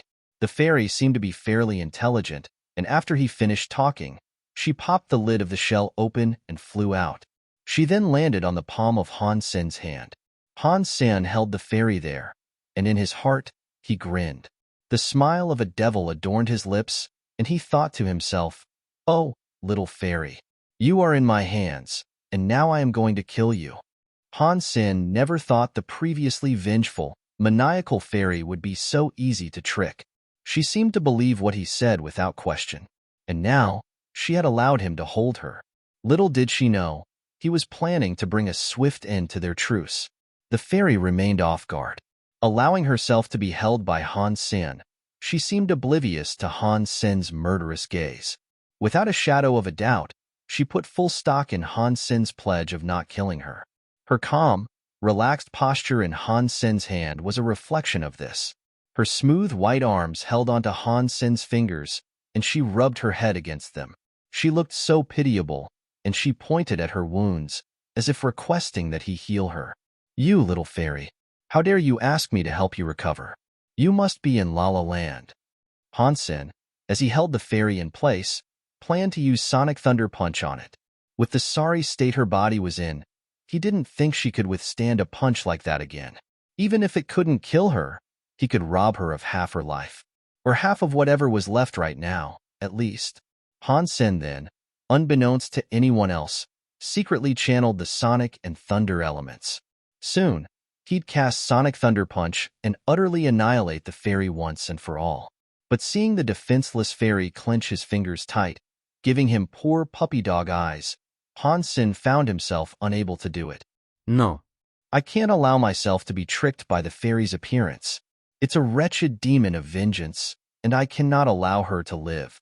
Squeeze her. I have to squeeze her. Han Sen then cruelly started to cast Sonic Thunder Punch. But shortly after starting, he stopped.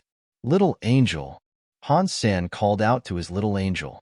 The little angel, great sword in hand, came over to Han Sen emotionlessly. Han Sen looked at the fairy in his hand and looked at the little angel. Sighing, he sent the little angel away again. Han Sen was still unable to do it, for he was not a murderer, and his heart was soft and weak to those who needed aid. The fairy seemed so human, and she did her best to help out against the mosquitoes. Now that she was in Han Sen's hand, he found himself unable to kill something that was utterly defenseless. Are you going to listen to me in the future? Han Sen held the fairy in his hand, and his gaze was as sharp as a blade. The fairy nodded. She held onto Han Sen's fingers and kissed them with her red lips. Then she looked at him again with pitiable eyes. If you say so, I will believe you once. This is a once-in-a-lifetime opportunity. Do not disappoint me, or else I won't let you go. Han Sen sighed, relaxed his hands, and let the fairy sit down in his palms. The fairy flapped her butterfly wings and flew a few circles around Han Senator. She seemed overjoyed, but her current state of weakness was no secret. Before long, she fell back down into Han Sen's hand. Although Han Sen was willing to heal the fairy, he wasn't ready to 100% believe in her. Secretly, he observed her every movement. If she was up to no good, Han Sen would not hesitate to get the little angel to kill her. Are you sure? Inside the Angel Gene office, Zhao 7 spoke to Zhao Lian. It has already been confirmed. Han Sen's mother, Luo Lan, is the sole granddaughter of Luo Haidang. The Ji family have Luo Haitong's support, Zhao Lian said in return. Zhao 7 sternly frowned and asked, has the Ji family done anything yet? They haven't done anything particularly big. But according to the intel provided by Old Qi, some of the demigods of the Ji family are on their way to the Godslayer shelter, Zhao Lian replied. They are lucky bastards. I cannot believe they have a connection with Luo Haidang. If this strengthens, they won't have to rely on us as much. Zhao 7's face was grim. I thought by helping Ji Ruojian, it would provide us the greatest influence. It looks as if I was incorrect. Uncle 7th, you cannot blame yourself for this turn of events. No one expected Han Sen was to be Luo Haitong's great-grandson. And now, Luo Haitong's family, who have always remained neutral, are getting cozy with the Ji family. This would have been impossible to foretell, Zhao Lian said. Zhao 7th coldly laughed and said, in this world, there is nothing humans are unable to achieve.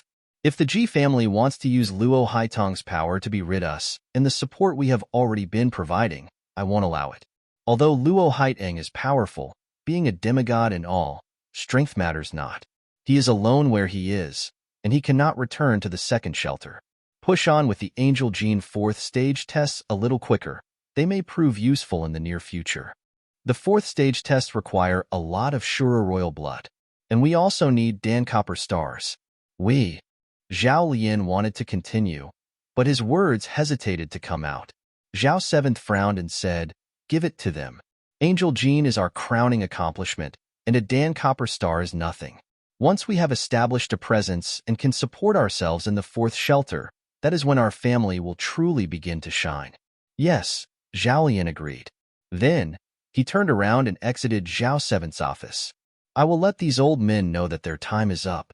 The advancement of humanity, genetics, and all lies in technology. Zhao 7th's eyes shone with light. Continuing the trek, Han Sen hadn't encountered anything strange again. With the silver fox near, it was common for creatures to keep their distance. As such, their journey was free from strife. The fairy seemed incredibly gentle, and she affectionately listened to Han Sen whenever he spoke. Her wounds were gradually getting better, each and every day. It would not be long before she fully recovered. Still not completely trusting her, though, Han Sen never let his guard down with her around. As Han Sen slept, he felt the fairy fly near him, which triggered an alarm siren in his head. But he wasn't willing to make a move just yet. He pretended to continue sleeping, and instead activated his senses to observe what she was doing. The fairy flew near him, circling his head. Then, she landed on his palm and slipped into the half-folded fingers of his hand. Like a blanket, she made herself snug below them and went to sleep. Han Sen's demeanor relaxed somewhat, and he was greatly surprised by her behavior. He opened his eyes and watched her slip into dreams of her own, looking so gentle as she did. But a few days later, Han Sen believed he was starting to be a little too naive and was letting his guard down. He thought the fairy was still biding her time for revenge, as all she did was laze about and ignore his commands. Aside from acting cute, she wouldn't do a single productive thing. These evil, tricksy second-generation creatures will never do anything decent. Han Sen was infuriated by her behavior. Previously, it had only been the silver fox he had to compete with for goods, but now there was the fairy too. There were a couple of occasions when Han Sen wanted to treat himself to tastily cooked meat, but ended up being unable to. The combined bellies of the two creatures he had for company needed to be filled first, and that usually left him with the mangy leftovers. Fine. I'll fatten you both up first and then dine on you, Han Sen thought to himself. The group of travelers traversed the Black Desert for another 2 weeks. Just as Han Sen had almost forgotten about all the strange occurrences that had happened along the way, he stumbled across an oasis. No way. Coconut trees here? Han Sen, after seeing the oasis, looked a little strange. Oases weren't entirely strange, but the abundance of coconut trees was. Each tree was decorated with a number of basketball-sized coconuts that looked absolutely delicious. This was a harsh desert, and yet, why would seaside-grown coconut trees be growing here? Their sheer number was incredible, too. It was like an infinite forest of coconut trees. Zhou Yumei looked excited. With Little Orange, she immediately took off running into the coconut forest. She gathered many of the coconuts with a hungry face. She had been drinking plain nutrient solutions for the longest time, and by now, she was sick of them. Stop! Don't touch those things, Han Sen quickly called out to Zhou Yumei. Why not? I'm just hungry for some coconuts. There aren't any creatures around. Zhou Yumei turned around with a confused look. We are in the world of shelters. Use your head and try to think why so many coconut trees might just happen to exist here. Of course, feel free to go ahead with your meal. If you aren't afraid to die, Han Sen coldly warned. If she insisted on eating them, then he wouldn't stop her. His care for Zhou Yumei did not extend that far. Zhou Yumei, with a disappointed grimace, walked back to Han Sen empty-handed. Well, is there a way I can determine whether or not I can eat those coconuts? Yeah, by eating them. As Han Sen said that, he began walking into the coconut forest. The golden roarer trailed behind, carrying their packs. They walked for many miles before seeing something else of significance. What Han Sen eventually found surprised him a great deal. There was a large green lake, the water of which looked like sparkling emerald. It was massive, and skirting its entirety were the coconut trees. Can I drink the water? Zhou Yumei ecstatically asked Han Sen. I'm afraid you cannot. Han Sen walked near the water's edge as he spoke. Seeing the clear water in the lake, he furrowed his brows. He gave the lake a sniff and then, with a bottle, had a tiny sip of the water. With a wry smile, he said, Yep, you cannot drink this. Why not? Zhou Yumei asked. This is salt water. Han Sen passed the bottle over to Zhou Yumei. She tried the little bit he had collected and spat it out with haste. The water was incredibly salty, just like seawater. Ignoring her reaction, Han Sen looked towards the center of the lake. There, a small island rested. It was no bigger than a football field, and at its center was a giant coconut tree. The coconut tree looked different than the rest. Not only was it taller, but its trunk was like white jade. The coconuts up high were different, as well. They were like black, giant metal balls. Han Sen took a closer look. The giant, white jade coconut tree was bearing 3 coconuts, and they were each approximately the size of a yoga ball. Their darkness accentuated their sense of weight, too. Splash! As Han Sen observed the white jade coconut tree, the waters of the lake shifted. Something huge arose from the water, and a pair of wheel-like eyes ascended to the sky and looked down on Han Sen and Zhou Yumei. Han Sen and Zhou Yumei were shocked. A white rhino exited the lake. The water level dropped significantly as it emerged. Isn't that the white rhino we saw a while back? Han Sen was taken aback. The white rhino, thankfully, did not seem too interested in their presence. After emerging from the waters of the lake, it approached the island at its center and gobbled up one of the black metal coconuts. As the rhino chewed it, a sweet fragrance tickled Han Sen's nose. The entirety of the coconut forest was quickly overwhelmed by the smell. The silver fox and Little Orange both gulped.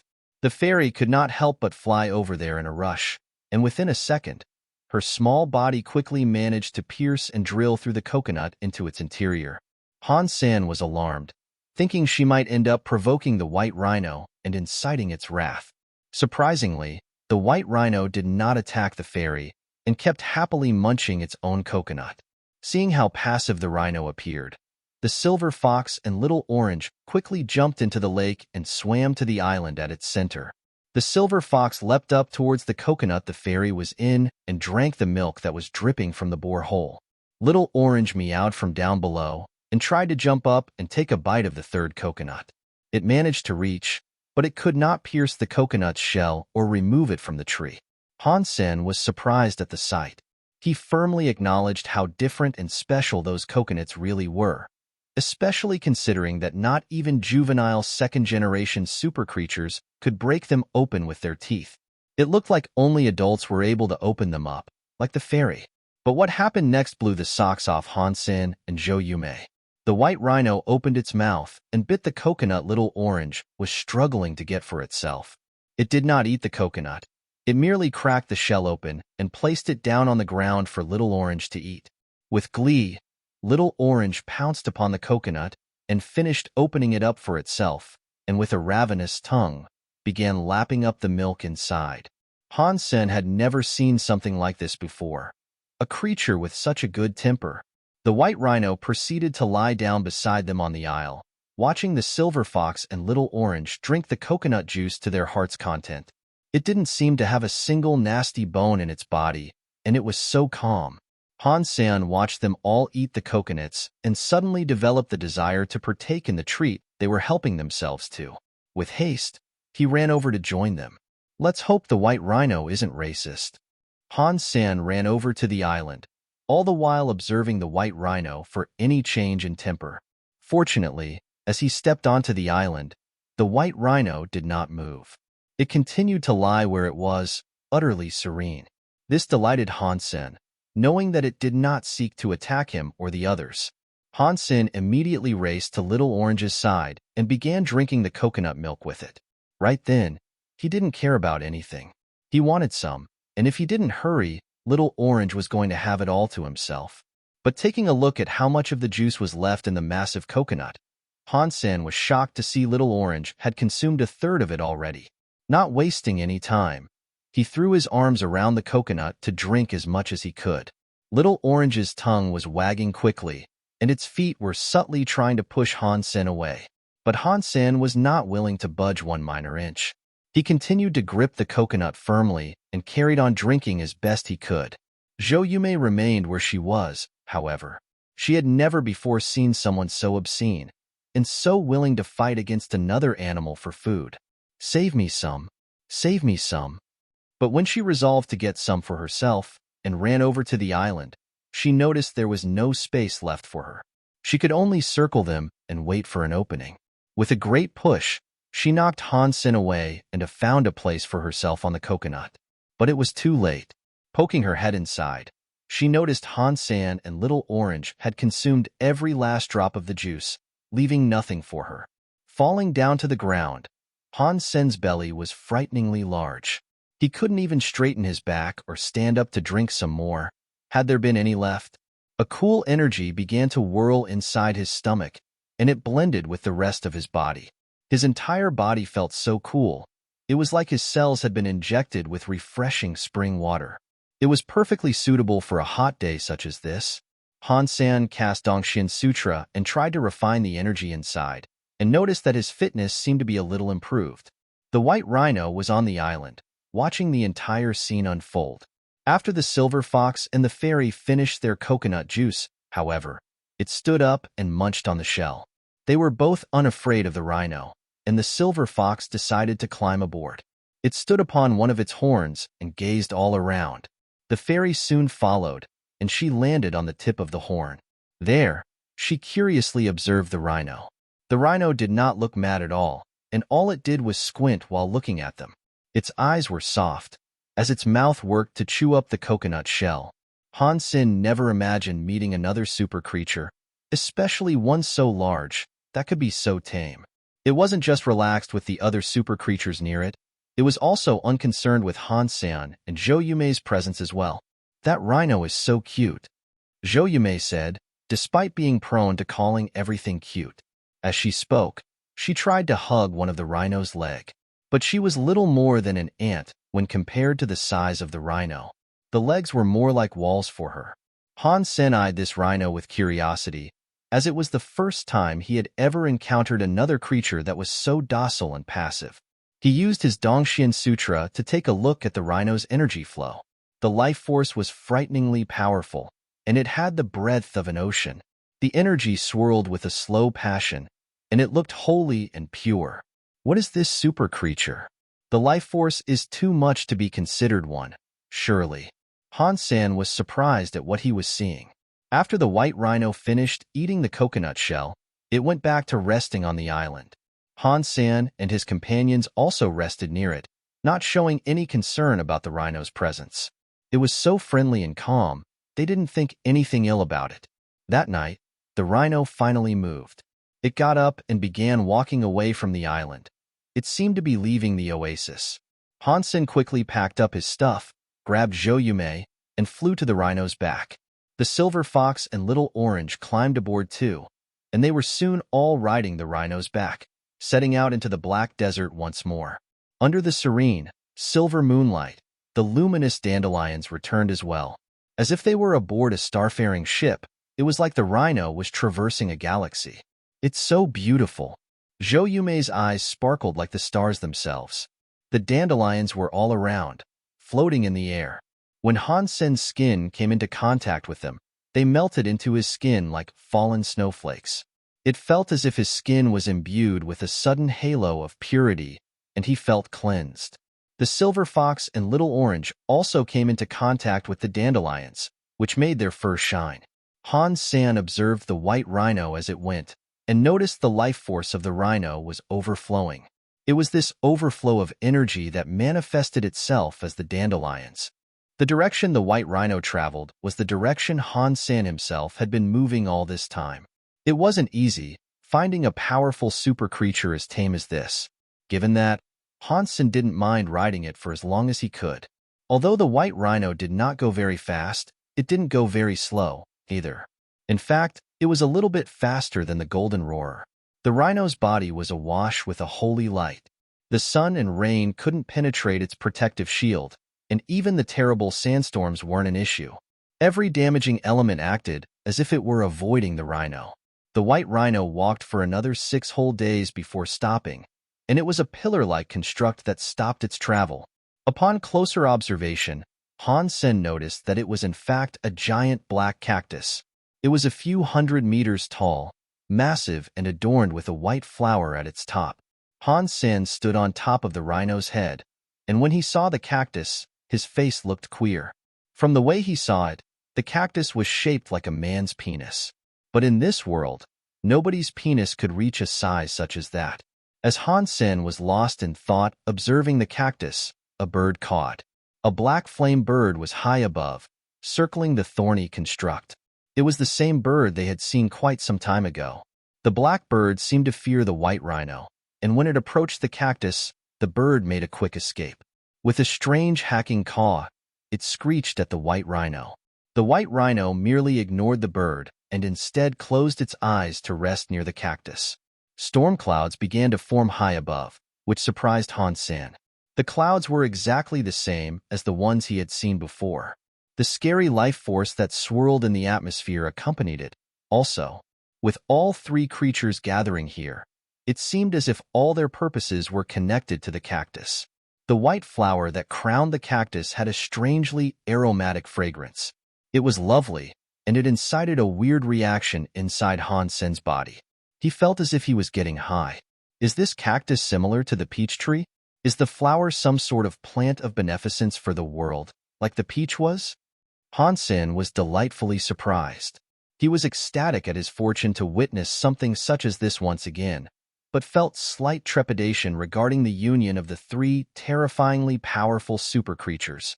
There was every chance that the white rhino would not be willing to hurt them, considering how mellow it had been thus far. But as for the bird and cloud, he wasn't so sure. But this isn't what worried Han Sen the most. If he had to protect himself, he could use the little angel and perhaps command the fairy. Yet this was an exotic occurrence, and not something easily encountered. He didn't want to simply leave this place empty-handed.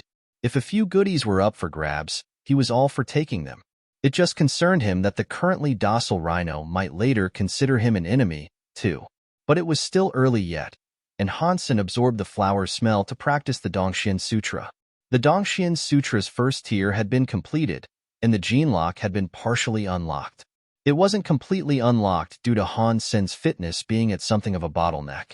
Han Sen believed the Dongxian Sutra couldn't see much more progress before he became a surpasser, but after absorbing the scent of that flower, it did seem to progress to some degree. This made him happy, and so he decided to remain here practicing for a time.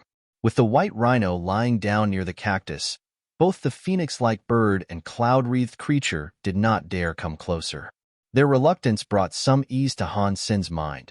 As well, Zhou Yumei herself was practicing a qigong, and she too was able to feel and reap the benefits provided by the flower's scent. Meanwhile, the silver fox and little orange had been absorbing the energy a long while before the others thought to. Even the gourd that Han Sen continued to keep with him was absorbing the smell, too, although it tended to absorb Han Sen's energy more than the flowers. The gourd began to shine gold, and numerous gold lines adorned its skin. Han Sen had carried it around with him for the longest time, it seemed, and the life force inside only continued to grow. The contents of the gourd had always made him curious. Having encountered a few super creatures that emerged from plants in the past, he made the assumption that there was most likely some sort of creature inside this gourd, as well. Whatever exited the gourd was guaranteed to be a newborn second-generation creature, or so he assumed. The gourd itself was too hard for Han Sen to break, however. For the time being, he could only wait for the gourd to break open of its own volition. The few of them were practicing their skills and such, all the while absorbing the pleasant fragrance. They also remained atop the rhino's back. There was no trouble or cause for immediate concern, due to the bird and cloud's reluctance to approach. With each passing day, the scent of the flower grew stronger. But on the 5th day, that smell finally began to subside and fade. Han Sen could see a wrinkled fruit growing in the bosom of the flower, as an endless vat of life force swirled within. It really is something special. The life force inside the fruit greatly interested him. If he could eat it, perhaps he could fully unlock his first tier of the Dongshin Sutra. If he did so, his powers could reach another level. But the black flame bird and cloud-shrouded creature did not keep their distance as much as they once did, and they slowly drew closer. The bird was incredibly restless, and it cawed without reprieve. The drunk clouds went darker, and cast forth intermittent showers of rain. Only the rhino remained calm, lying next to the cactus. It almost seemed to be completely asleep. The energy inside it was as calm as the still waters of a lake. Let's go. Han Sen saw the fruit on the cactus growing bigger and bigger, and now that it was nearly ripe, he bid for Zhou Yumei to leave. Han Sen wanted the fruit, but he did not think he could grab it while in the company of Zhou Yumei.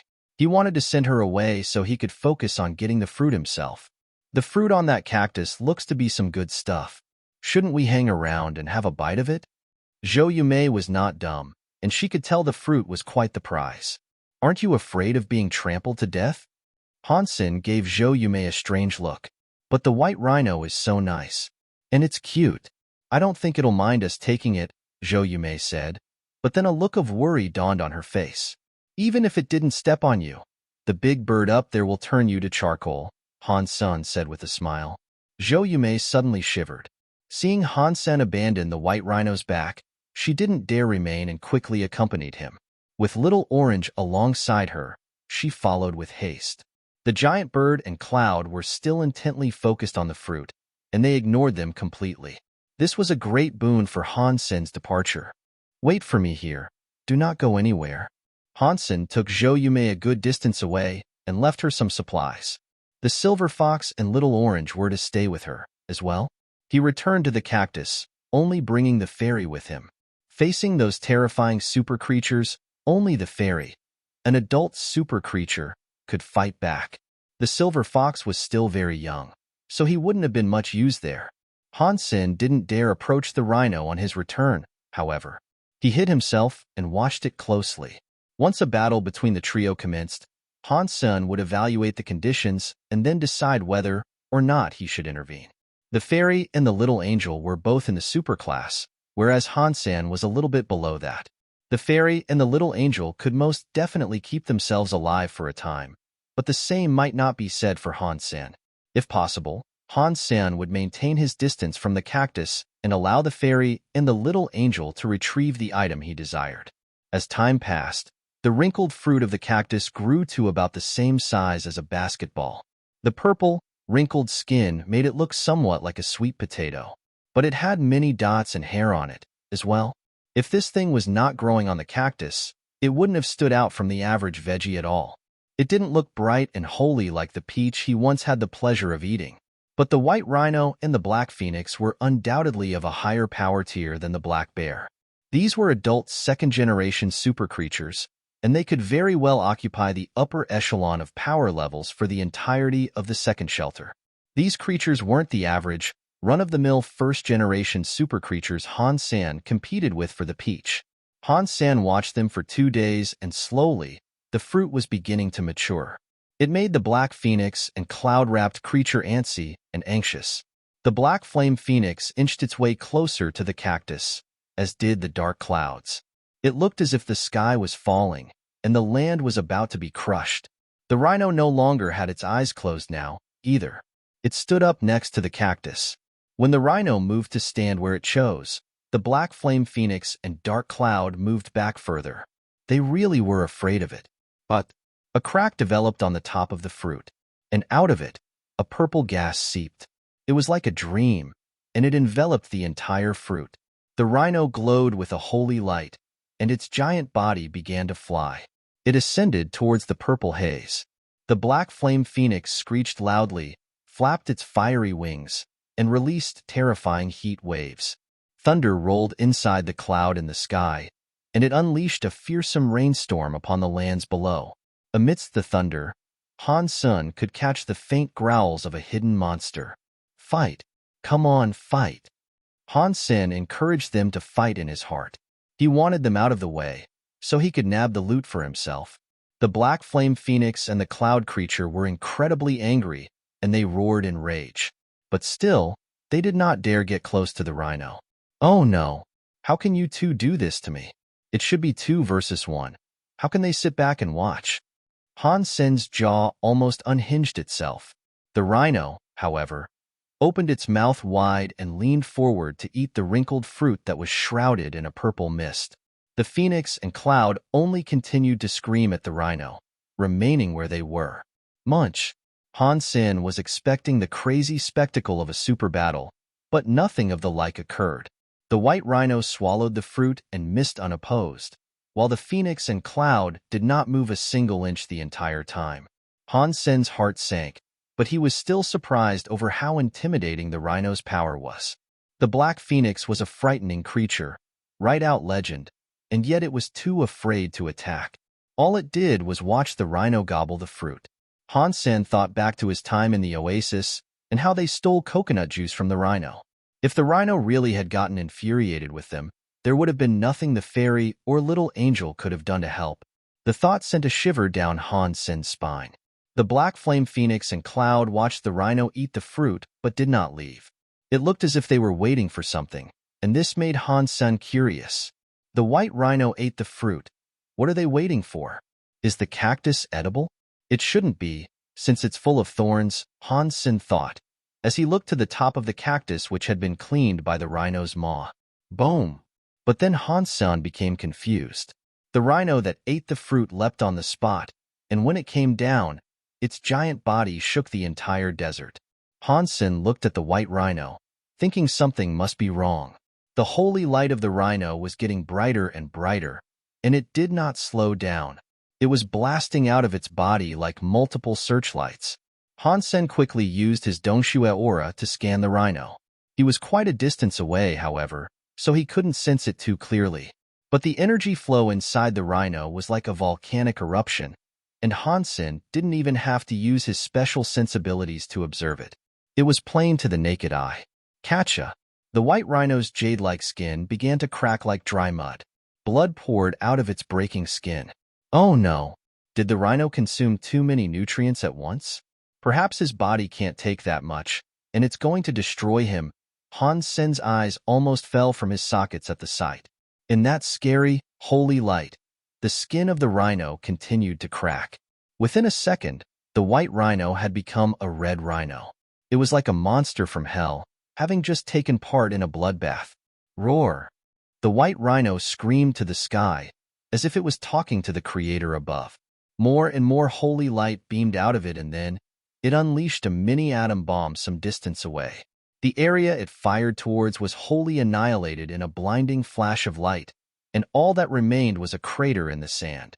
The black flame phoenix flapped its wings frantically, and it seemed tempted to approach the rhino. The cloud had already decided to descend, as a thunder rumbled within it. It looked very interested in what was happening to the rhino. Holy smokes! They are both not leaving. Is it because they want to eat the white rhino once it falls? Han Sen's mind was in a mess, trying to guess what was going on.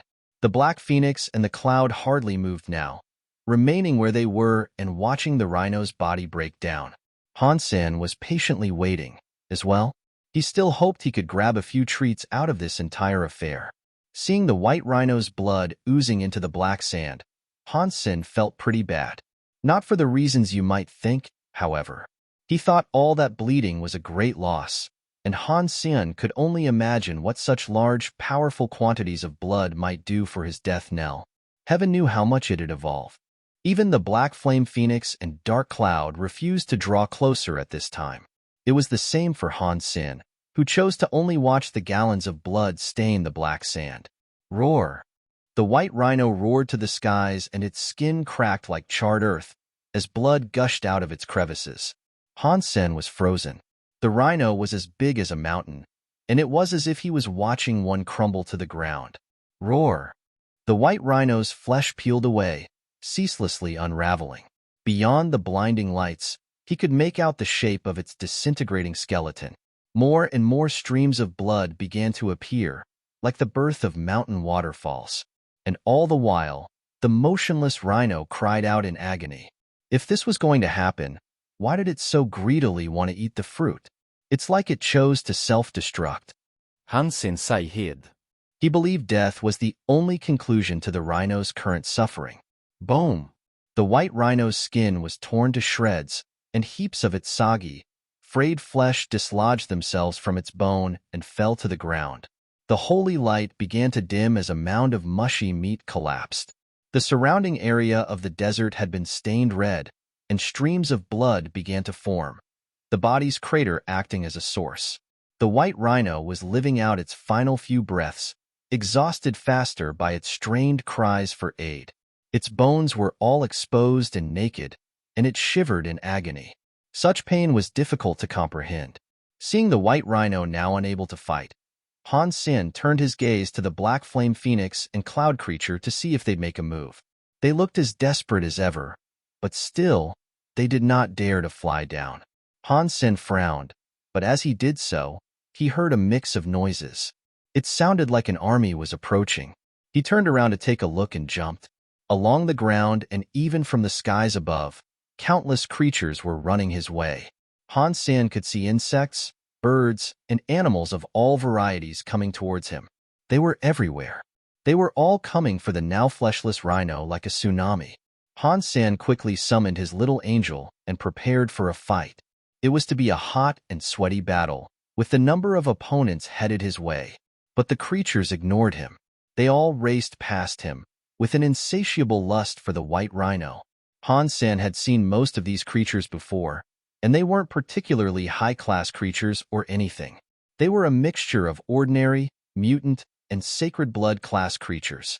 It looked as if they had been summoned by something. With disregard for everything else, they all beelined directly for the rhino.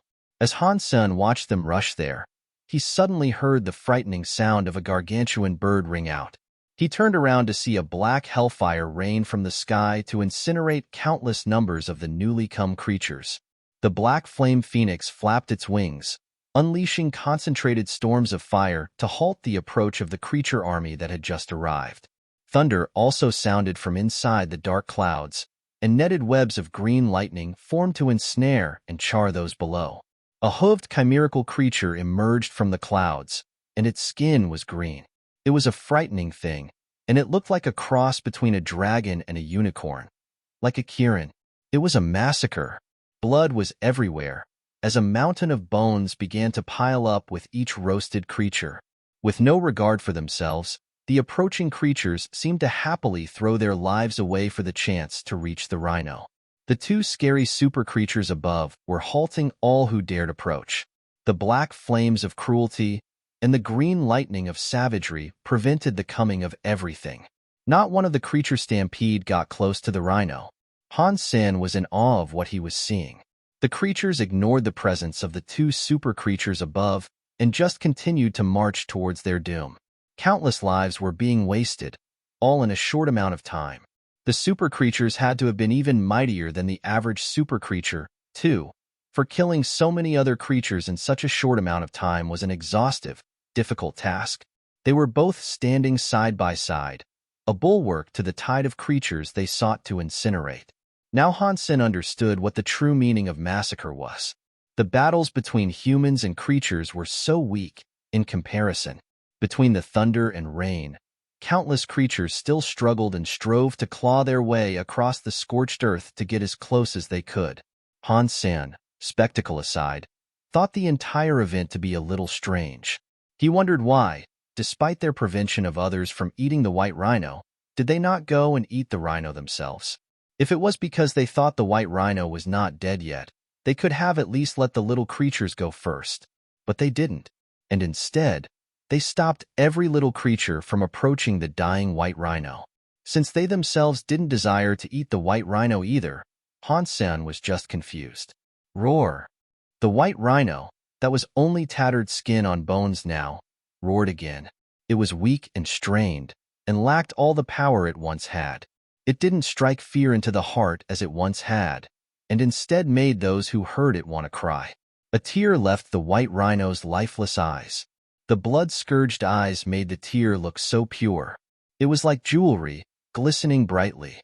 Han Sen watched the tear descend and drop into the pool of blood, which quickly extinguished its beauty in the nectar of pain and suffering. With fragile, trembling bones, the rhino did its best to stand back up. But as it struggled to rise, more of its flesh fell. Only the skeleton of what once was now remained. Yet somehow, a force compelled it to stand up against the odds. The skeleton of the rhino, in a pool of blood, amidst the red and black sands of a charred landscape, made for an incredible image. The holy light had left it completely by now, however. Only its seemingly lifeless skeleton remained. It shook in the wind and looked ready to collapse into a shapeless heap any second. Roar! The white rhino of bones roared to the sky once more. It looked doubly sad, beneath the night sky and moonlight. A tiny little light appeared on the rhino's horns, like a star from the sky. Slowly, the light grew brighter and brighter on the horn. Soon after, it ignited the entire horn into flame. The horn was like a sconce of holy fire. This was not yet the end. The holy light spread to the remainder of the rhino's bones, and its entire skeleton was alight with that same holy fire. Roar! The white rhino roared to the sky again. It was like it was declaring war, standing in defiance of a wretched fate. The holy fire was like a volcanic eruption, and it lit up the entire desert brightly. Doused in the bright holy light, the army of creatures elected to halt their advance. They just stood there, watching the rhino rise anew like the sun. Although the light was bright, it did not harm your eyes to look on it. It was warm and accepting. While Han Sen watched the flames, the bones crumbled away like petals from flowers. As the bones were shaved away, the beast became smaller and the light grew brighter. The bones that remained shone like jade. The rhino that was originally as big as a mountain was humbled as its bones petered away into dust. It wasn't long before its size was equal to that of an average earth rhino. Its bones had been refined into transparent crystals, through which coursed a holy light. Within that holy light, Han Sen was able to witness something utterly unbelievable. The bones were birthing new flesh. Skin and flesh returned, as if the rhino was being reborn.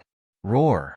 The roar cried out to the sky with renewed vigor, and no anger or suffering tainted its call. It sounded like a cry of relief, or like the chirp of a chick having pecked away the layers of its shell to be born true. Countless creatures watched it, and even the black flame phoenix and green Kirin looked on in awe. With the holy light that looked like water, the rhino's body reassembled itself with great speed. It wasn't too long before its body had been wholly recomposed, with its flesh fully recovered.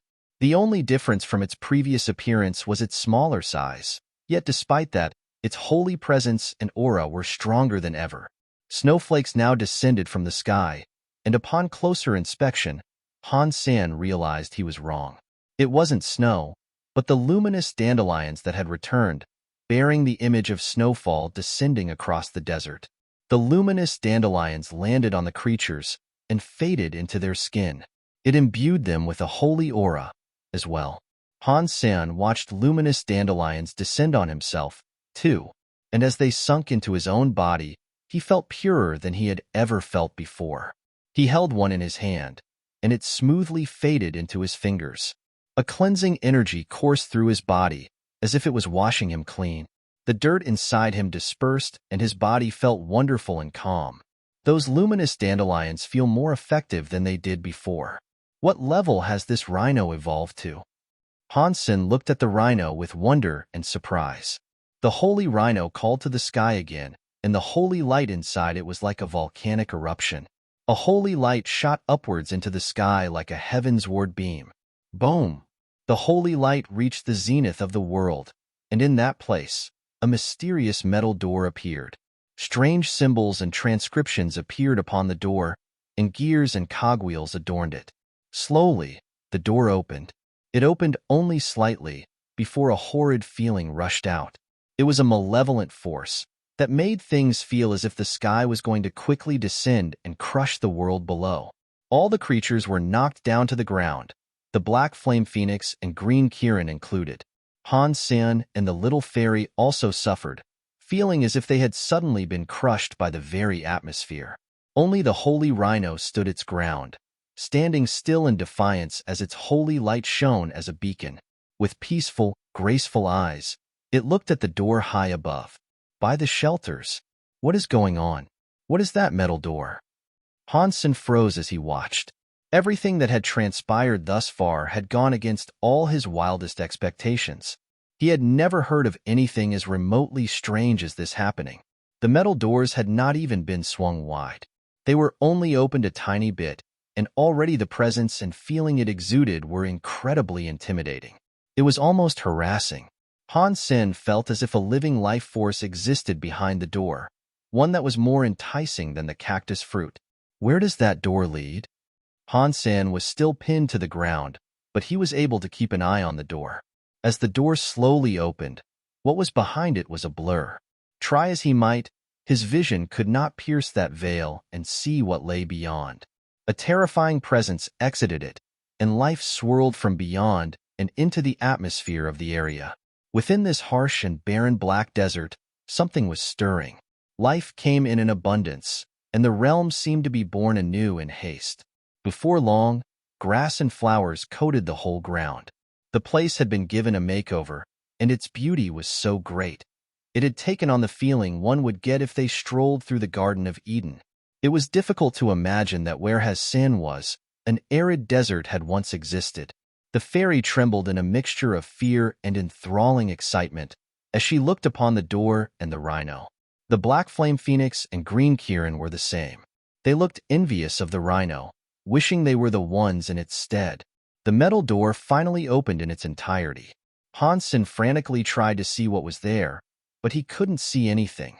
He could see something faint, but nothing with vivid detail. He believed he had seen a human body exit the blur behind the doorframe. Are there humans inside there?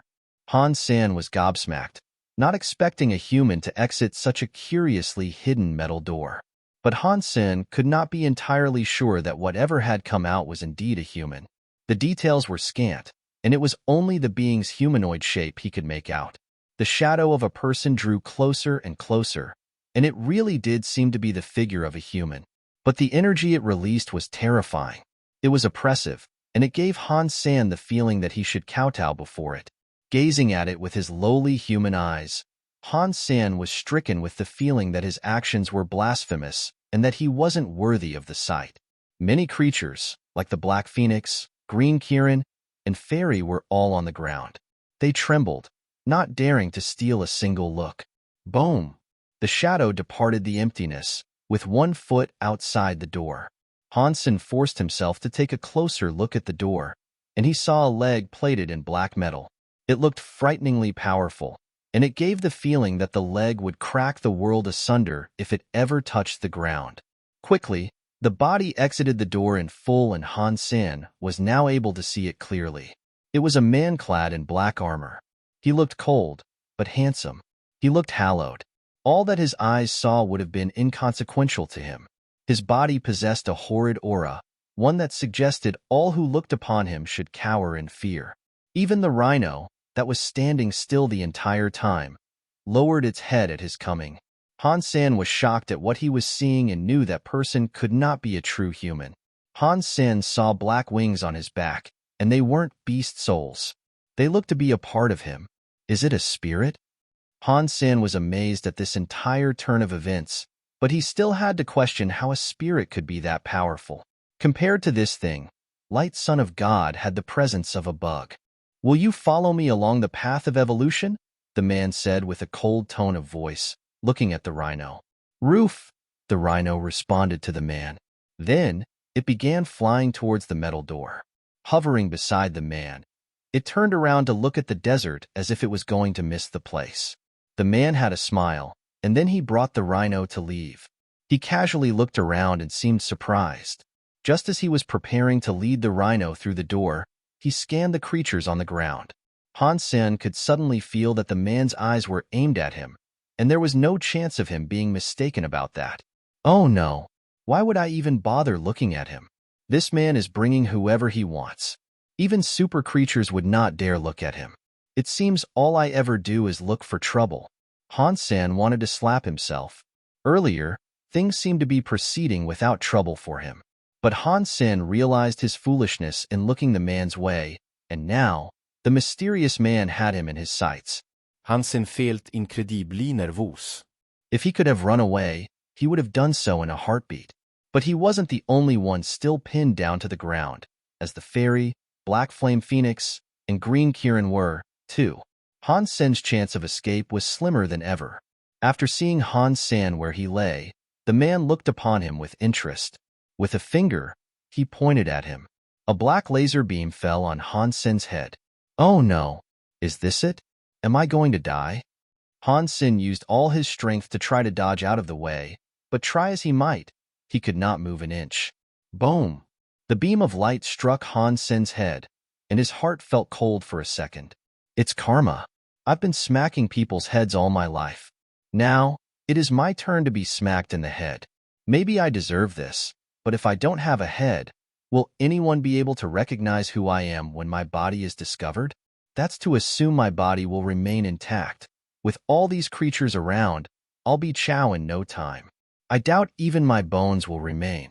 Can I not even tell my family goodbye? Han Sen felt so sad in his heart, but it was then like nothing happened. The beam of light did not crush his skull, as expected. He felt no pain at all. It was as if the beam of light was nothing but an illusion. You are my man. The man lifted his lips as he spoke, then turned around and departed beyond the metal door. The holy rhino followed him inside, and then the door shut. As slowly as it first appeared, it now disappeared into nothingness. Han Sen was finally able to move, and the first thing he did was quickly touch his head. Much to his relief, his head was firm, warm, and whole. He was super pleased, and so he thought, my head is still here. Yay, I am not dead. But a second later, he spared no time for celebration. He summoned his golden roarer, and with the fairy alongside, rode over to the sand crater. It wasn't just Han Sen who went there, either. All the creatures, Black Flame Phoenix and Green Kirin included, raced forward. There were some bones and flesh that had been left behind by the rhino. It was the meat of a top super creature, and clearly the aim of everyone's desire. The Black Flame Phoenix and Green Kirin sprinted there, firing flame and thunder as they went. Any creature that attempted to steal from them, they killed mercilessly. Han Sen had the little angel and fairy to protect him, however, and quickly, he leapt towards the mound of flesh. He summoned his death knell and lobbed it into the blood. An idea then sprang upon Han Sen, and he chucked the gourd in there, too. Although he didn't know whether or not it would have an effect, this was a remarkably unique opportunity, and he didn't want to let this chance pass him by. The Black Flame Phoenix and Green Kirin jumped towards the meat and began devouring it as best they could. Although they ate like mad, they still managed to incinerate anything that came close. The fairy took the time to grab a bite to eat, too. Her little mouth worked incredibly quickly to gobble down decent chunks of meat. The little angel had her fair share, as well. So, Han Sen then summoned Meowth and let it dine on some.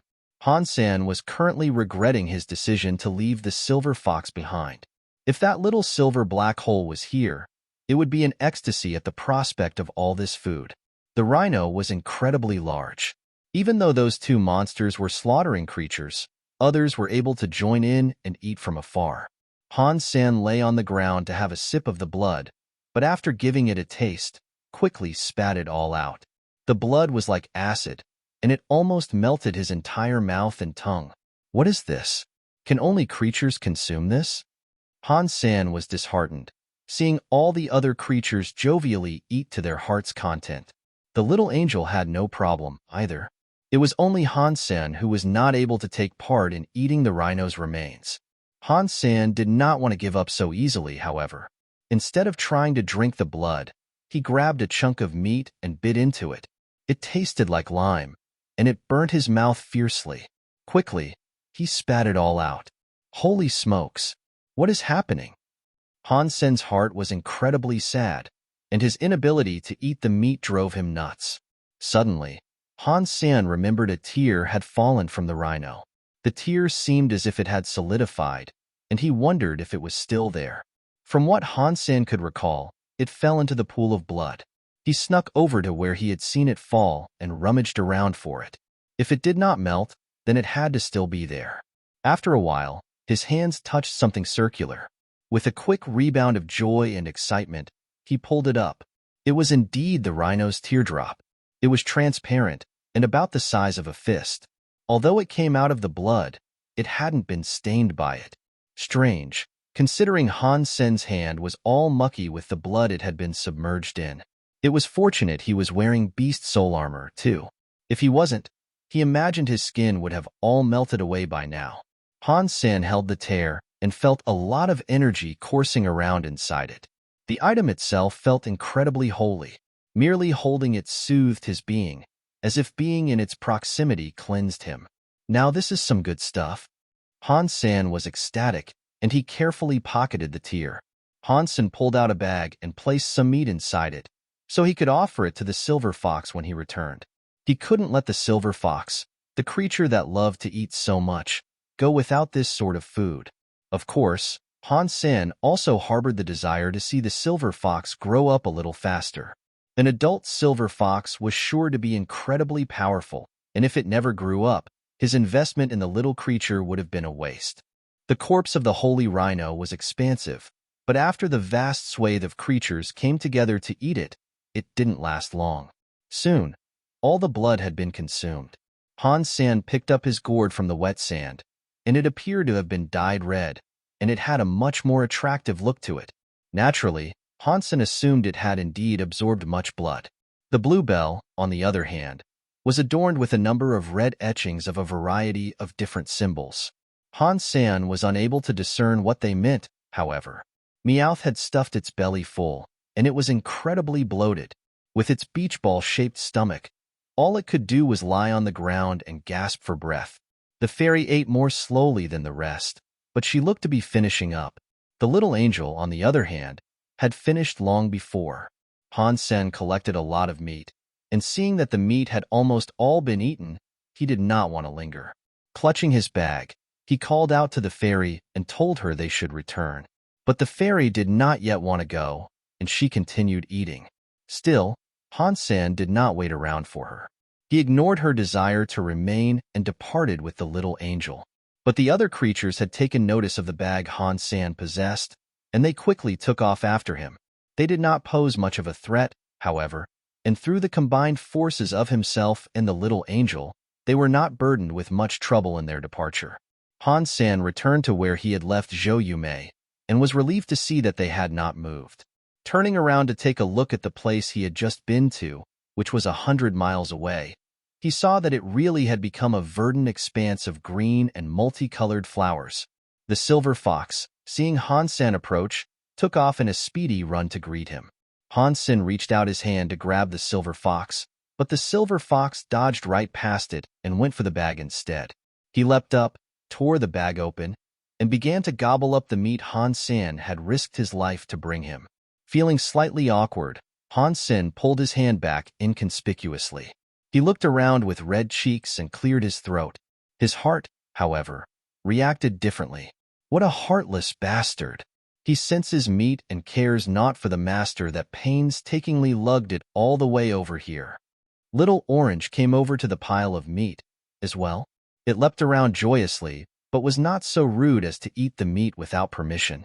Han Sen began to think how Little Orange might one day prove useful too. Wanting to form a greater bond with the creature, he grabbed a slab of meat and fed it to the kitty. Little Orange excitedly jumped around and then began to devour the meat ecstatically. What happened out there? Why did so many creatures head that way? And why did it suddenly become a grassy oasis? Zhou Yumei ran over to Han Sen and asked inquisitively. The white rhino died. The creatures came over to devour its corpse. I managed to collect some of its meat on my return. Han Sen did not indulge her with the details of what had transpired, as it was too strange and curious. He'd keep it a secret for now and deliberate the events some more. But intel like this was something valuable, and it was the sort of information you could sell for a high price. He wouldn't tell anybody willy-nilly. This is the rhino's flesh? When Zhou Yumei heard what the meat was, she looked surprised. Then, she took a moment of silence for the deceased creature. After that, she popped back into her bubbly self and asked, "Oh, big brother dearest, might I request some of that flesh?" Zhou Yumei knew that the rhino was something special. Sacred blood creatures could not compare with it. She knew that very well. The flesh of such a beast had to be something quite remarkable. If Han Sen had agreed to give Little Orange a slab, she thought he'd most certainly provide her with one or two. You can eat, yes, but first, you must sign this. Sign this, and you can eat as much as you want. Han Sen pulled out an IOU form. Fine, whatever. Zhou Yumei had already accumulated much debt while traveling with Han's senator. After a brief scan of the document, and not seeing anything particularly trapping, she hastily signed it. After signing it, she happily ran towards the bag of meat in the belief she had earned herself quite the prize, and for a small price, too. Not often could you purchase such incredible flesh. But when Zhou Yumei took a bite, her face turned green and she spat it all out. She ran back to Han Sen and pointed her finger at him, shouting, "You lied to me! This isn't the white rhino's meat." "I did not lie. If you don't believe me, why don't you go ask your precious Little Orange? Don't you see him there, eating it so merrily? If it isn't the white rhino's meat, why else would it keep eating?" Han Sen pointed to Little Orange and offered his explanation. Zhou Yumei thought Han Sen might have been right, as Little Orange rarely ate sacred blood meat. That meat must have been quite special for Little Orange to go crazy for it. But, with her tongue unable to find words of retort, she closed her mouth. Seeing the evil smile on Han Sen's face, however, she understood what had happened. Madly, she tried her best to get back the IOU form and said, "You lied to me.